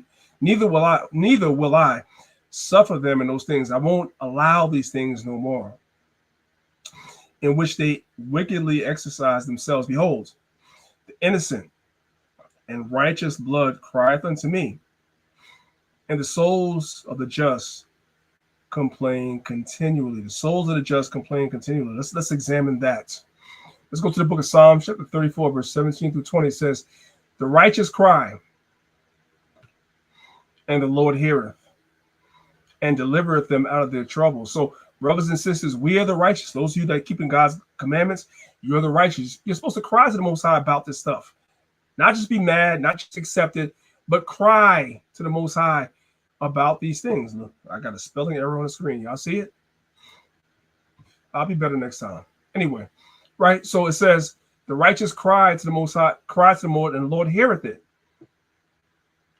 and delivereth them out of all their troubles." You want the Most High to deliver us, you have to cry, but you got to be right first. You got to be righteous. That's how it starts off, the righteous. If you're an adulterer, don't cry to the Most High. Don't do that. Most High's not going to hear you. Verse 18. "The Lord is nigh unto them that are of a broken heart, and saveth such as are of a contrite spirit. Many are the afflictions of the righteous." So the righteous are going to go through things, which is why they're going to cry. Because they're going to go through stuff. They're going to go through a lot of afflictions. "But the Lord delivereth him out of all of them." The Most High is all we have. "He keepeth all his bones. None of them is broken." Let's look at Revelation chapter 6, verses 9 and 10. It says, "And when he had opened the fifth seal, I saw under the altar the souls of them which were slain for the word of God." So there are people that were slain for the word of God. meaning they were slain for being righteous and killed, right? And for the testimony which they held. And they cried with a loud voice, saying, How long, O Lord, holy and true, dost thou not judge and avenge our blood on them that dwell on the earth? This is saying, in verse number 10, Revelation 6, verse 10, the same thing as 2 Esdras chapter 6, verse 8. It says, the souls of the just complain continually. What are they complaining about? How long before you get vengeance for us, man? They done killed us for no reason. That's what Stephen is saying right now. Stephen is saying that right now. And others. How long?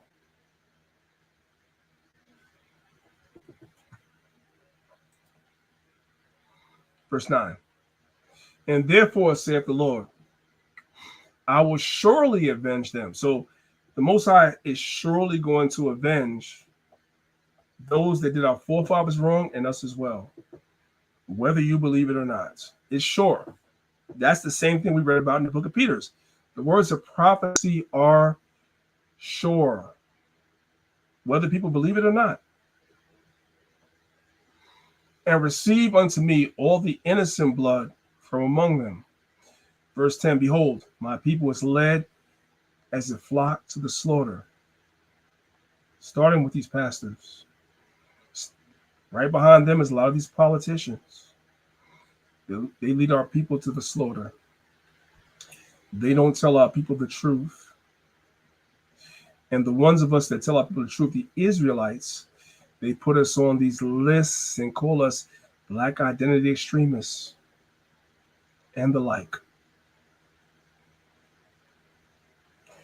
Continuing on in the second half of verse number 10, I will not suffer them now to dwell in the land of Egypt. So this is after we left out of Egypt, by the way.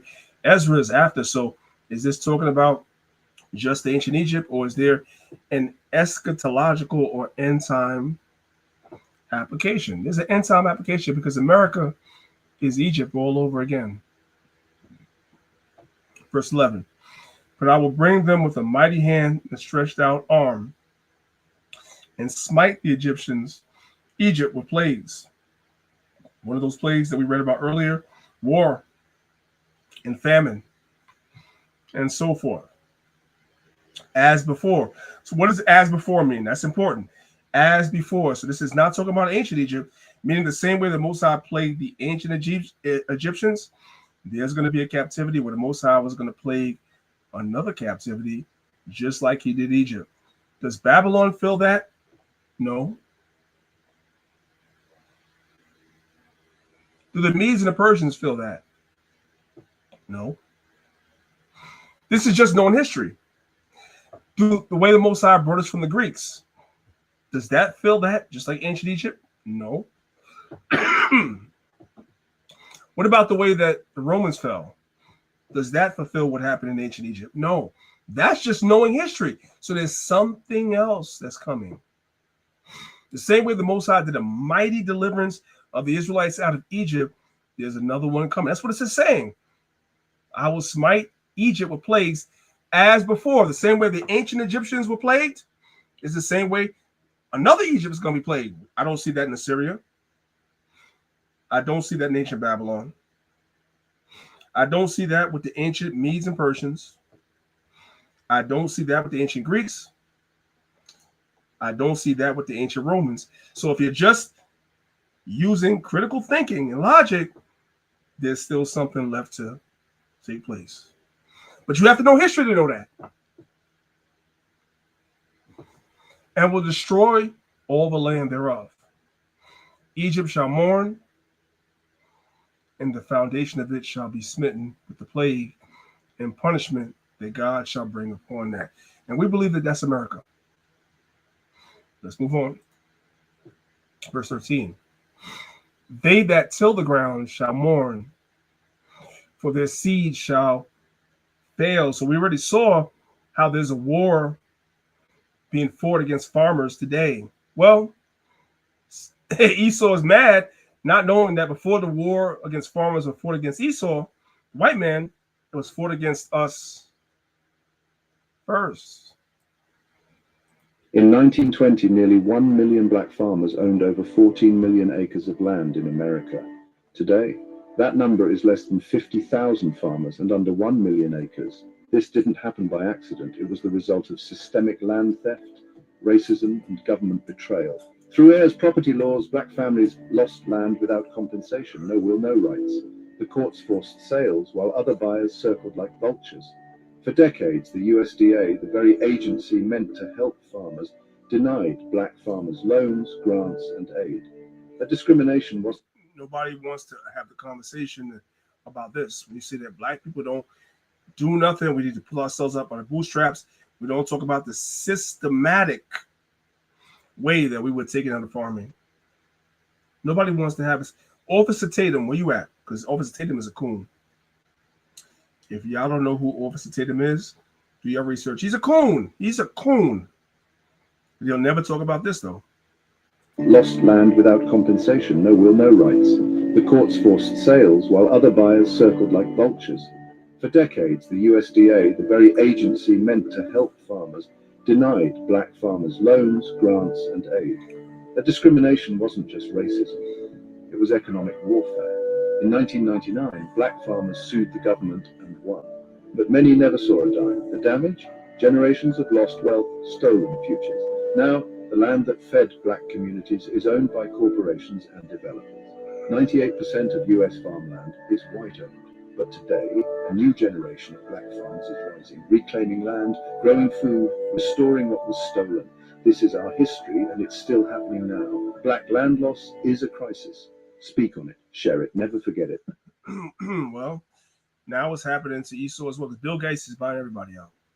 So we understand prophecy is being fulfilled. So even if black people are buying smaller farms, it's not enough to counteract what Esau got going on. Let's just be real. Let's move on.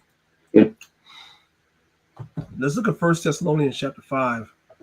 Let's pick it up at verse number 1. It says, "But of the times and seasons, brethren, ye have no need that I write unto you. For you yourselves know perfectly that the day of the Lord so cometh as a thief in the night." So the Thessalonians, Paul said, there's certain things I don't even have to tell you because these are kind of things you already know. "For when they shall say peace and safety, then sudden destruction cometh upon them as travail upon a woman with child, and they shall not escape." Now I kind of want to have a conversation about how the Bible says this stuff is supposed to unfold. It says, "For when they shall say peace and safety, then sudden destruction shall come upon them as travail upon a woman with child." So that's why, for those of y'all that are watching the PowerPoints, when a woman is with child and travail comes upon her, that means the child is about to be born. But there are stages that she has to go through. It doesn't, the minute the travail comes, it's not the minute the baby pops out. There's stages that have to take place between when the travail first comes down and when the baby is born. So for those of y'all that are watching, a woman might go through stage 1, which is a dilation stage. She begins the onset of true labor pains. Right? That's the first bullet point for those of y'all that are watching. The last bullet point says what? Her beginning of labor pains in some women can last 12 to 14 hours. I know of cases, and the sisters are better than me on this. Hey, sisters, I'm just winging it. Y'all better than me at this.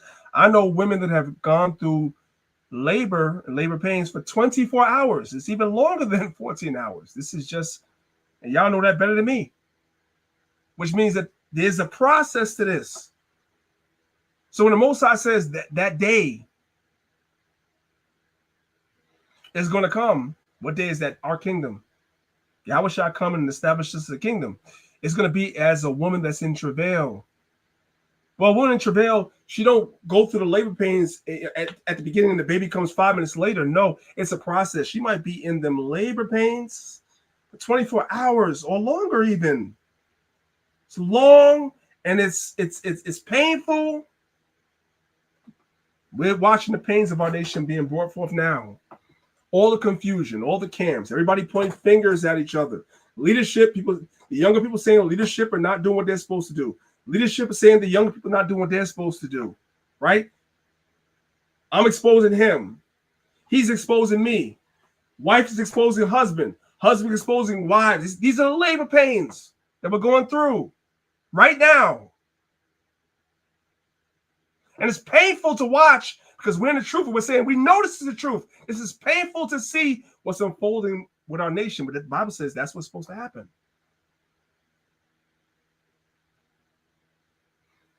And you have stage 2, right?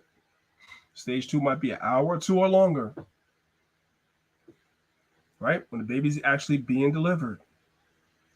And you have stage 3 that might be 5 minutes to 30 minutes or longer, where the woman's placenta comes out as well.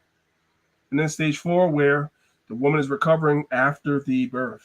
So the travail of a woman is in stages. So if you want to understand what the Bible is saying about this destruction that's going to come, this day that's going to come, it tells you it's going to be like travail upon a woman. So just study how a woman gives birth and all the stages that she goes through. It's incremental and can be long.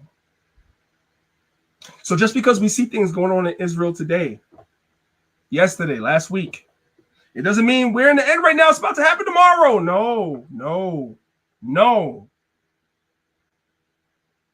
It's just the Most High moving pieces on the chessboard. Don't get too excited.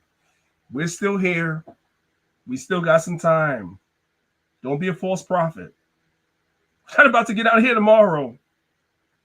It's just the Most High moving pieces on the chessboard. Does everybody understand that? What y'all see in Israel right now is not the end, because Israel and Iran is trading missiles. It's not the end. Don't be stupid.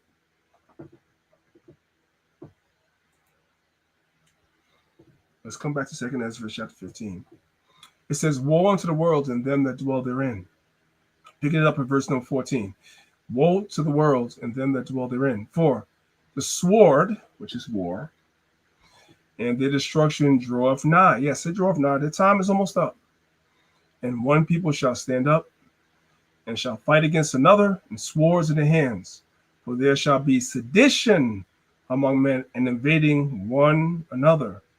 They shall not regard their kings nor princes, and the course of action shall stand in their power. So they're not going to regard what your title is. So when Israel shot missiles at Iran, they didn't regard kings or princes. They didn't regard titles. Let's watch the video. Listen. Today, the Middle East is at the edge of an all-out war after Israel pierced through Iran's nuclear program with waves of airstrikes overnight. Video circulating online shows the attack lighting up the night sky in Tehran, targeting military sites and leaders, setting several residential buildings on fire. Targeting leaders. They shall not regard the kings nor their princes. Listen. This operation will continue for as many days as it takes to remove this threat. Iran confirms among those killed in the attack the top general of its They shall not regard their kings nor princes. Listen. Revolutionary Guard and several top nuclear scientists. They shall not regard their kings nor their princes. They don't care. Listen. It's unclear how many civilians were also killed. Israeli Prime Minister Netanyahu says Israel had no choice but to act, calling Iran's nuclear program a clear and present danger. Iran is gearing up to produce 10,000 of those ballistic missiles within 3 years. Now just imagine 10,000 tons of TNT landing on a country the size of New Jersey. The Trump administration immediately said the U.S. had no involvement in the attack. Now, did you guys hear that? We're going to go back. We got the rewind thing. We're going to go back. Yeah. Zahab, I got it. They said they had no involvement. That's what they said, right? Everybody heard that? I'm going to show y'all they were involved. They knew exactly what's going on. Today, the Middle East is ballistic missiles within 3 years. Now just imagine 10,000 tons of TNT landing on a country the size of New Jersey. The Trump administration immediately said the U.S. had no involvement in the attack. A U.S. source. A face only somebody that's stupid could believe. Listen. Damn, why did it do that? Right. Commandeer targeted before the meeting Wait. that Iran had crossed a red line. I don't know why it did that. Y'all forgive me. Those ballistic missiles within 3 years. Now just imagine 10,000 tons of TNT landing on a country the size of New Jersey. The Trump administration immediately said the U.S. had no involvement in the attack. A U.S. source familiar with intel on the strike today told ABC News while the U.S. didn't provide a military role, it did provide, quote, exquisite intelligence. Wait, they contradict themselves. Trump said we didn't know nothing about it. Now his own people are saying we gave intelligence for it. This is Esau being the devil. Let's move on to the next one because time is upon us. So Iran retaliates. Listen, you turn the volume turn it all the way up. Listen.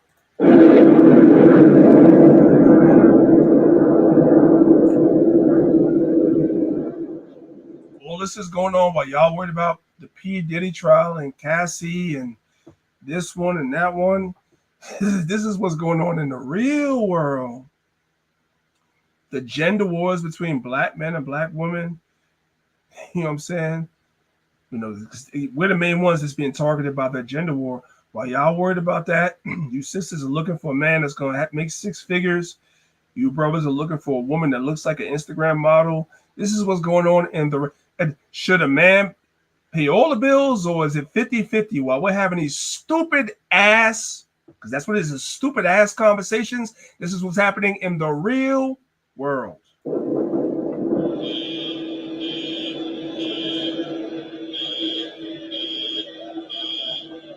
17 Israelis so far have received treatment from injuries by shrapnel from those incoming Iranian missiles. And the Israeli Prime Minister, as we speak now, is meeting with his security cabinet to assess the situation. His defense minister, Israel Katz, said before the meeting that Iran had crossed a red line, that it was targeting civilian areas. An ironic statement, of course, coming from a minister commandeering a relentless assault on civilian areas in Gaza and also in Iran, as we saw and reported earlier today.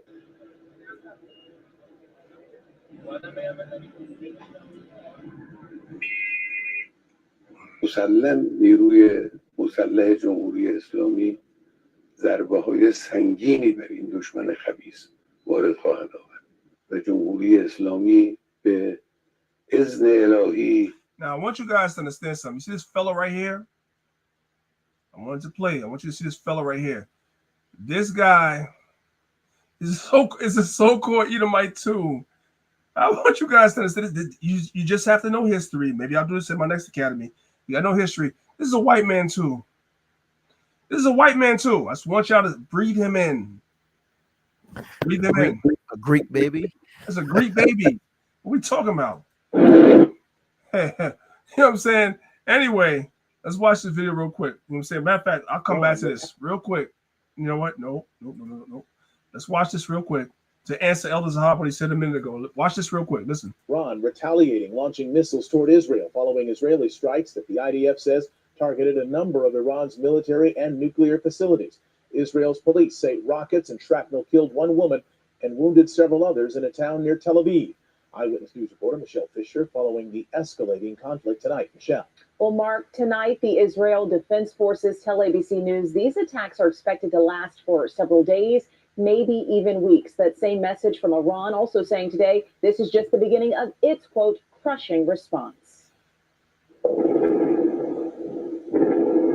Air defense system interceptions over All I want y'all to do, for those of y'all that's on Clubhouse, you can't see it.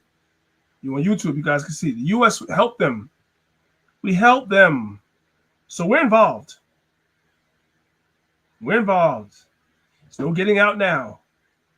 But the Most High is the master chess player, moving all the pieces. You have to understand this. Don't be mad at it. Don't be sad about it. These things need to happen to bring forth our kingdom. Just let it happen. Make sure that you are right with the Most High God. Just make sure you're doing what you're supposed to do, and let God's will be done. That's it.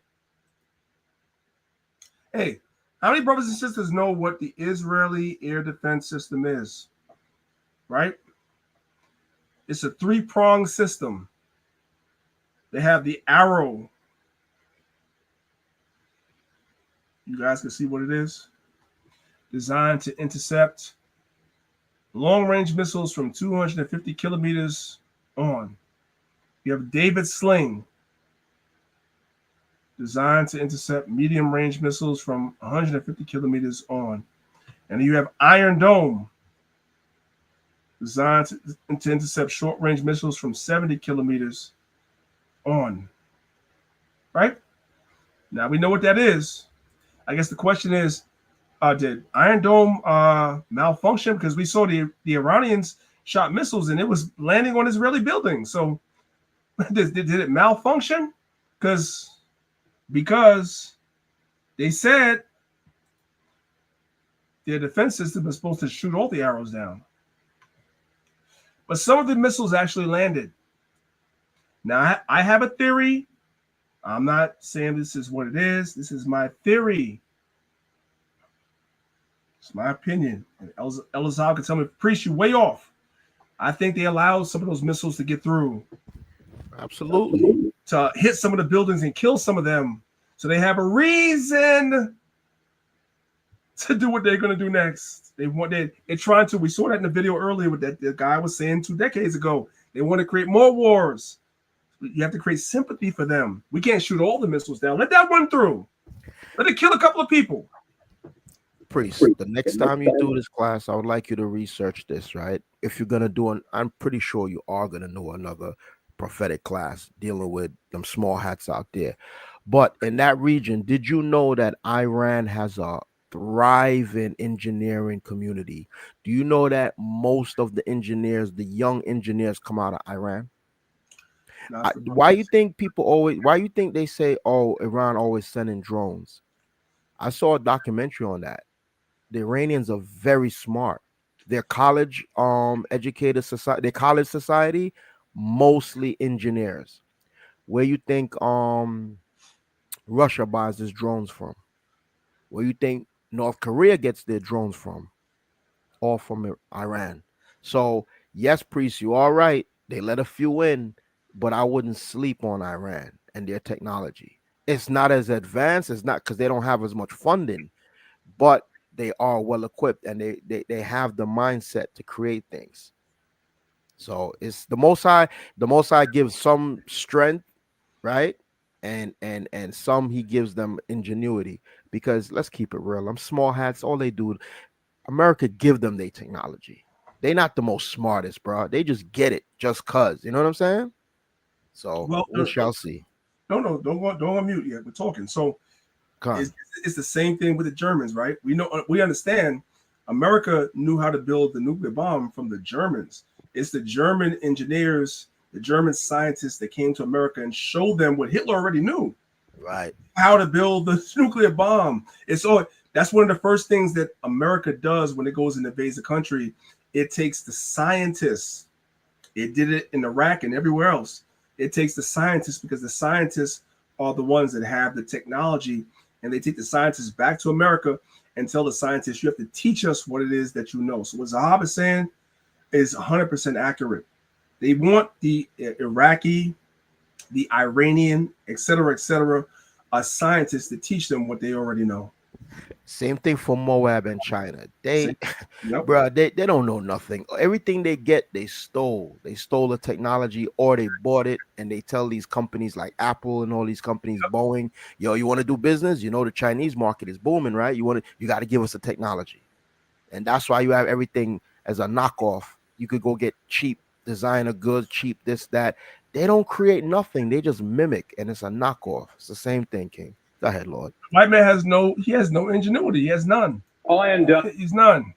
Real quick, let's watch this real quick. We're about to end it right now, guys, because the class is almost over. Real quick, Iron Dome, the centerpiece of Israel's air defense system, is not a literal dome of iron. Its job is to create a protective dome over Israeli territory. So how does it work? Well, step one. How did it not work then?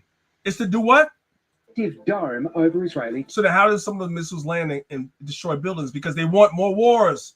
They want to create sympathy. Israelis died. Israelis died. Oh, Israelis died.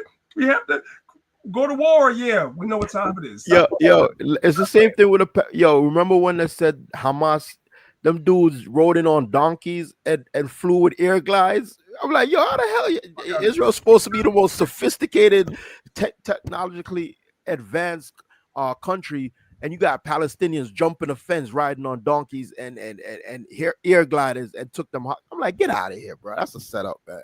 That's just me, though.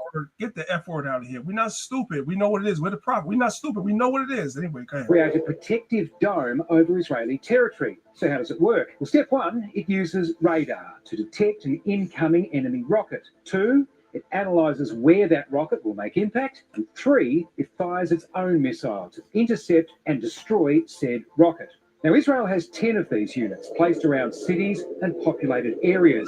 Each one can defend around 150 square kilometres and can carry up to 60, even 80 interceptor missiles. So how effective is Iron Dome? Well, Israel's military claims a success rate of 85 to 90%. But of course, it's a system that can be overwhelmed if a lot of missiles are fired at once. And that's what happened during the October 7 attacks by Hamas. Now that Israel and Hezbollah are locked in their most intense round of fighting in decades, there are fears the Iron Dome could be put to the test like never before. And it was tested recently with Iran, and a couple of missiles got through, and now we're going to be crying tears for them.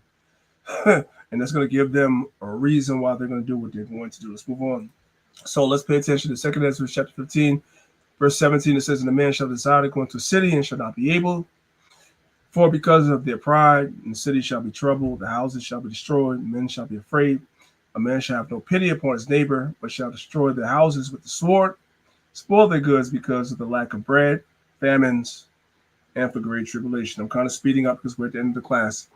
2 Esdras chapter 15, verse 20 says, behold, saith God, I will call together all the kings of the earth to reverence me, which are from the rising of the sun from the south, from the east, and from Libanus, which is Lebanon, to turn themselves one against another. They're going to turn on each other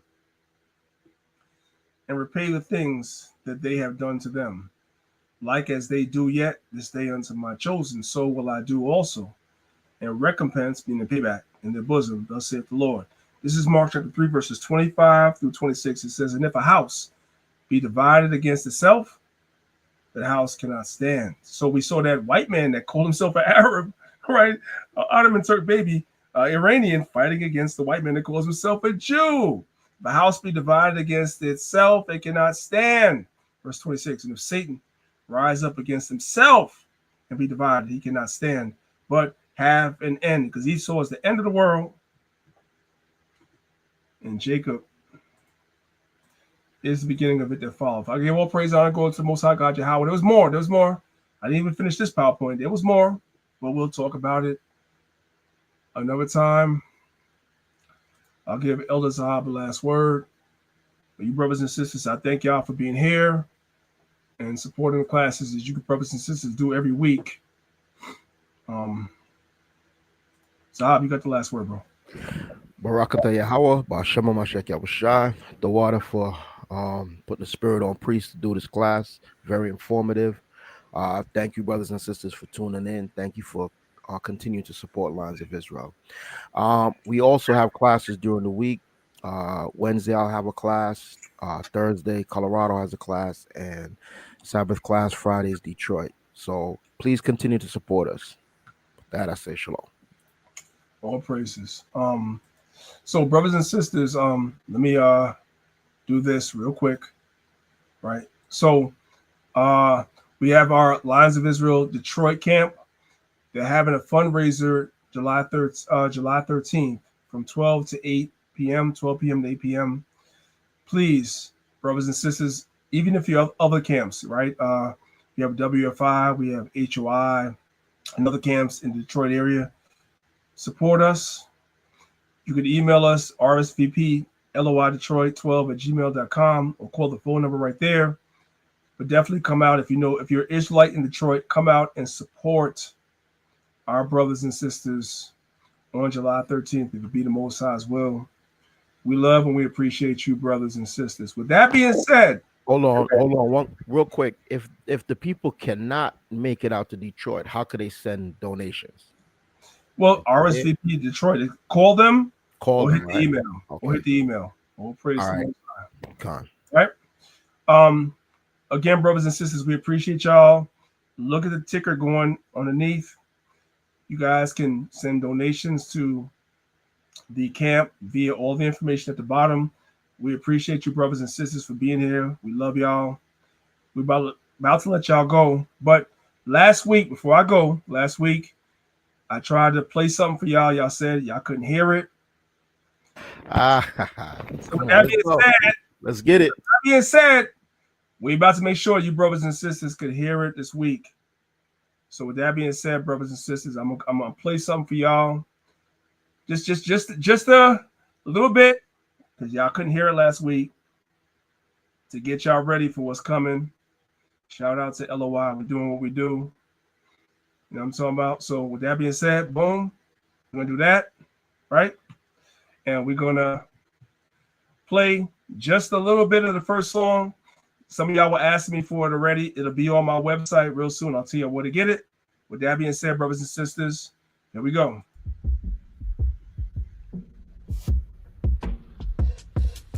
Yeah, if I describe her in a word or two, no 31 ways she's so proverbial. No, she listens to me, she don't believe the lies. Submits to her man, she read Ephesians 5. Exchange conversation, express honestly. The clothes that she wears, she dressed modestly.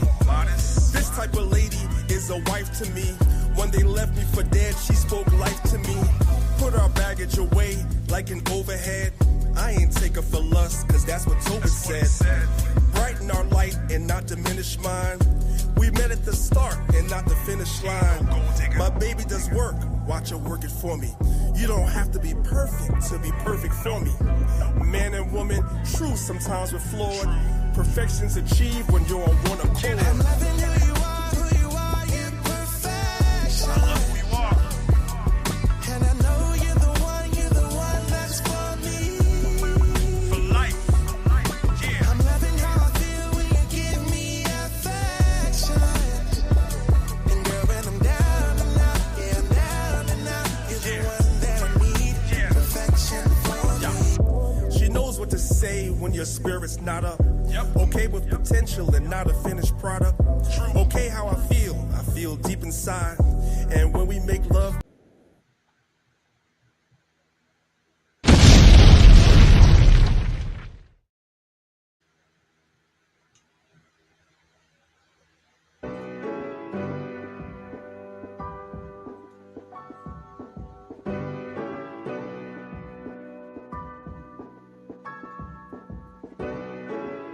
we send them prayers up. And then the blessings come down. Yeah. Let's get it. I pray material things never blind me. I pray all this fake love will never find me. I pray I don't have fear for any other man. What I pray for the most is that you understand. I pray material things never blind me. I pray all this fake love will never find me. I pray I don't have fear for any other man. And what I pray for the most is that you understand. If you say you're a king, you gotta have the standards. I say that I pray when I don't have the answers. Don't know the way, then prayer has to come in. It's okay to pray and don't ask for nothing. Ready for war, but I pray for peace. Know the book says, don't let your prayers cease. Pray for the strength to pray for enemies. Pray to forget these childhood memories. Put on these size 11s, it's the wrong shoes any day. Cowboys team, man, you're gonna lose anyway. Don't come for me, sorry, I don't got a team. Can't be MLK if I never said I got a dream. I pray to Yahweh that he bless you. I pray that you pass, cause life will test you. I pray on the days that things are stressful. Remember, Israel to God is something special. I pray material things never blind me. I pray all this fake love will never find me. I pray I don't have fear for any other man. What I pray for the most is that you understand. I pray material things never blind me. I pray all this fake love will never find me. I pray I don't have fear for any other man. And what I pray for the most is that you understand. Yahweh Shah came so he could feed his people. Solomon prayed that he could lead his people. Wise as he was, he didn't see the evil. I pray for the day Yahweh frees the people. Babylon the Great breaking all walls down. Kanye's song, When It All Falls Down. I pray every day, that's a part of me, that we all celebrate like classic R&B. Cool in this gang, there's so many speakers. I pray that you learn, we have so many teachers. I pray for the kingdom, cause it needs to come. I pray for Isaiah 14:1. Always be thankful, what my lady said. Don't ask for much, just my daily bread. I pray on the days that things are stressful. Remember, Israel to God is something special. I pray material things never blind me. I pray all this fake love will never find me. I pray I don't have fear for any other man. What I pray for the most is that you understand. I pray material things never blind me.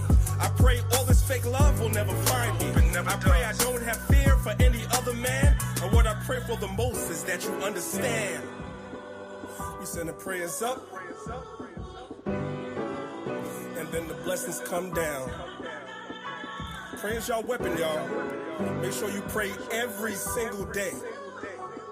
Don't just ask for things, but pray to the Most High to deliver us.